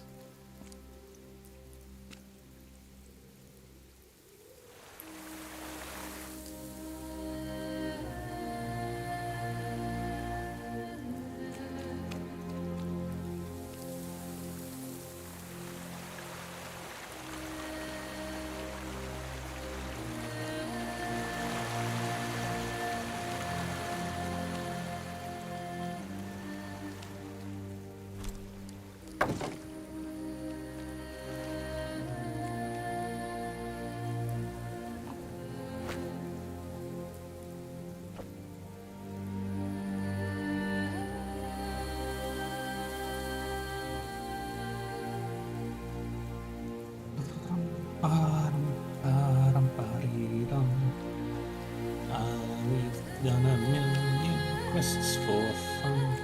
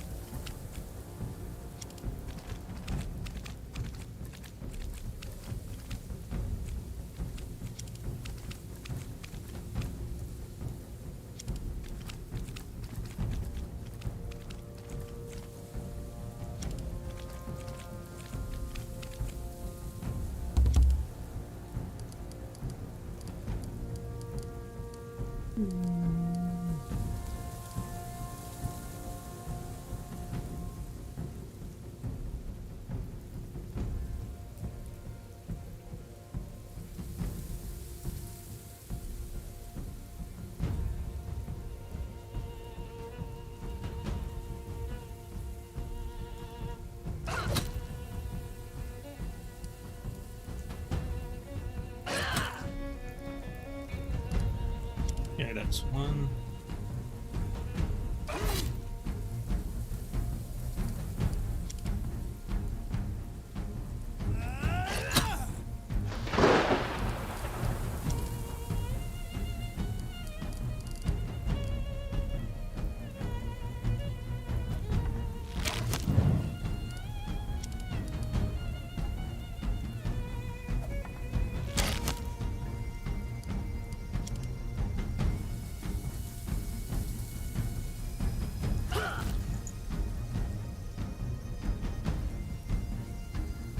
Okay.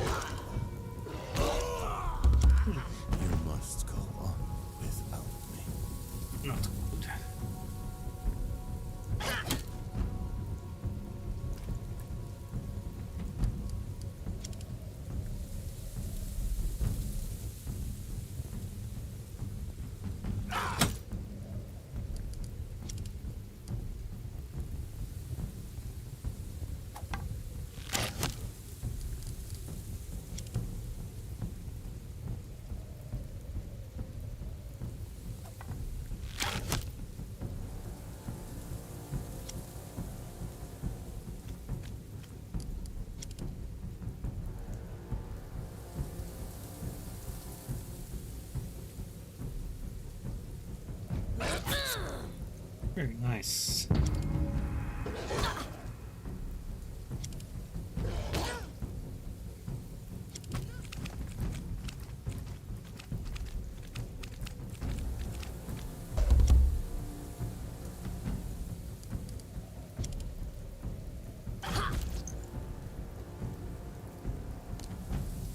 And now non-lethal.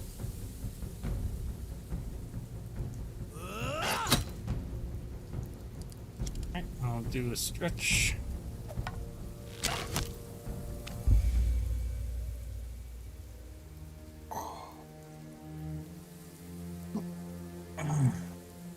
Stretch. Oops. One sec.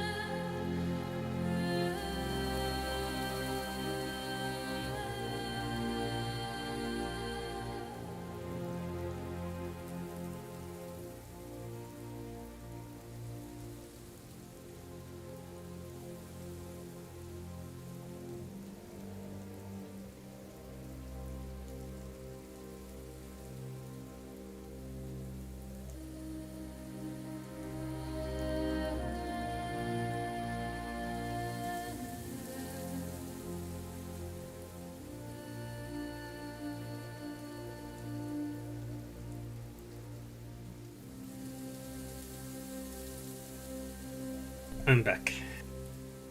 Sorry about that. I needed to check something that I forgot about. And everything's all good. Fighting wolves is a lot more tolerable than fighting 7 dragons. Yeah, it could be worse. You could fight 14 dragons.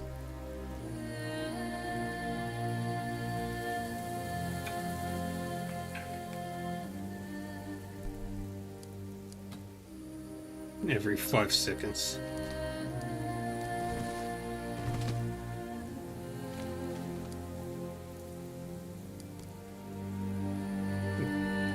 Caught the wolf.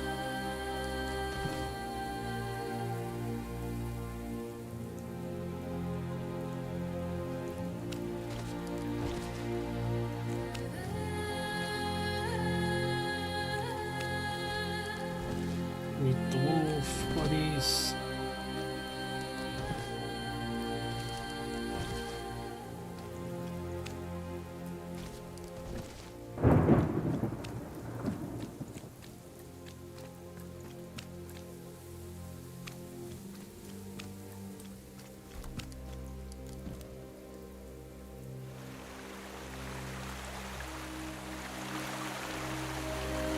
Now we head all the way back to Fabian Quintus.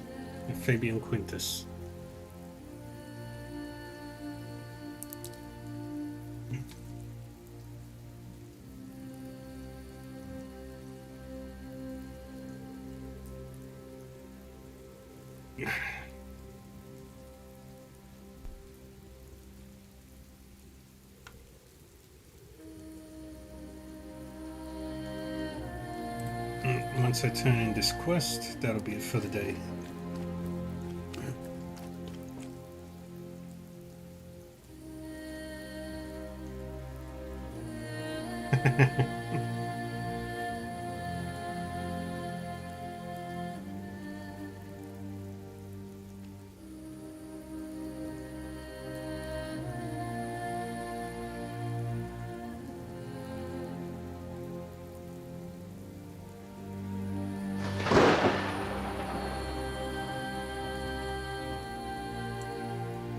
th dragon, 28th dragon, 35th dragon, 42nd dragon, 49th dragon, 56th, 63rd, 70th, 77th, 84,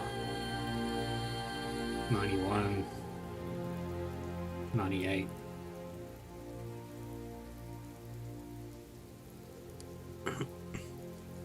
Oh, the barbarians. Have you found Ria Silvia? I have her here, safe and sound. Her clan has been dealt with. Oh, blessed day. Unconscious wolf is falling apart. You might have told us that she's a wolf. Of course she's a wolf. But you know that it's written that the blessed Romulus and his brother Remus were nursed at the teat of a she-wolf? As disciples of the great saint, we do so as well. You drink her milk? Well, of course we do. With all of Romulus's works destroyed by savages like yourself, this is the only hope we have of inheriting his ways.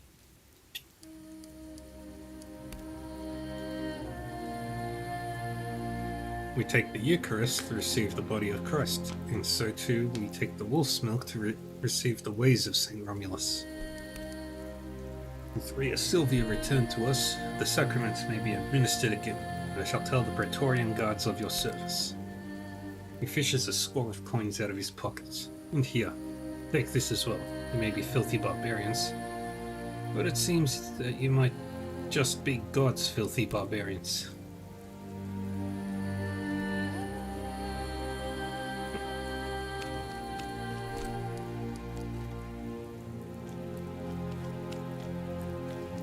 Okay. Only one left to do.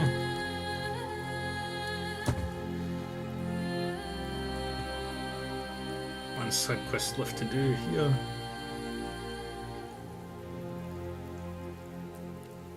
Everything else requires more work. Main quests and other shit. But I'm getting closer to finished with this game as well, so that's going to be interesting. Alright. So, that's going to be it for Expeditions Viking for today. I will be switching over to Trails into Reverie in a couple of minutes. I will see you tomorrow for whatever it is I play, Millie. Because, are you playing through the Legend of Heroes games?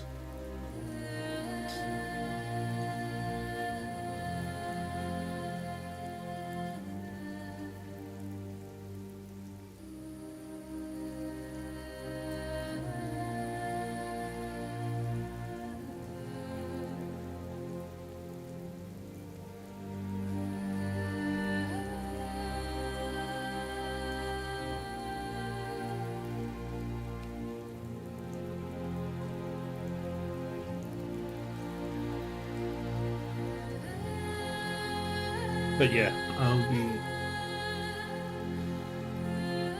switching over to Trails into Reverie now.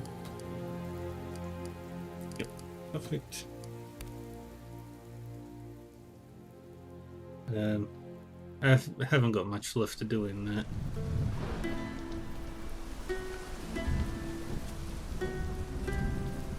So yeah. I'll be switching over, so don't go anywhere unless you're not in the mood for spoilers for Trails into Reverie. If you are, great. If not, Great. Um,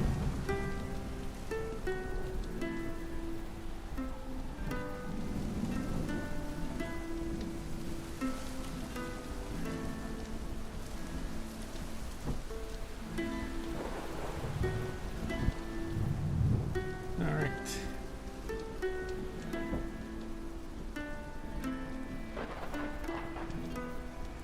Yep, so I'll be switching over right now, so yeah. If you're not here for, if you don't want to be here for the Trails into Reverie, thank you for joining me. Also, in exactly 4 minutes, it will be my birthday.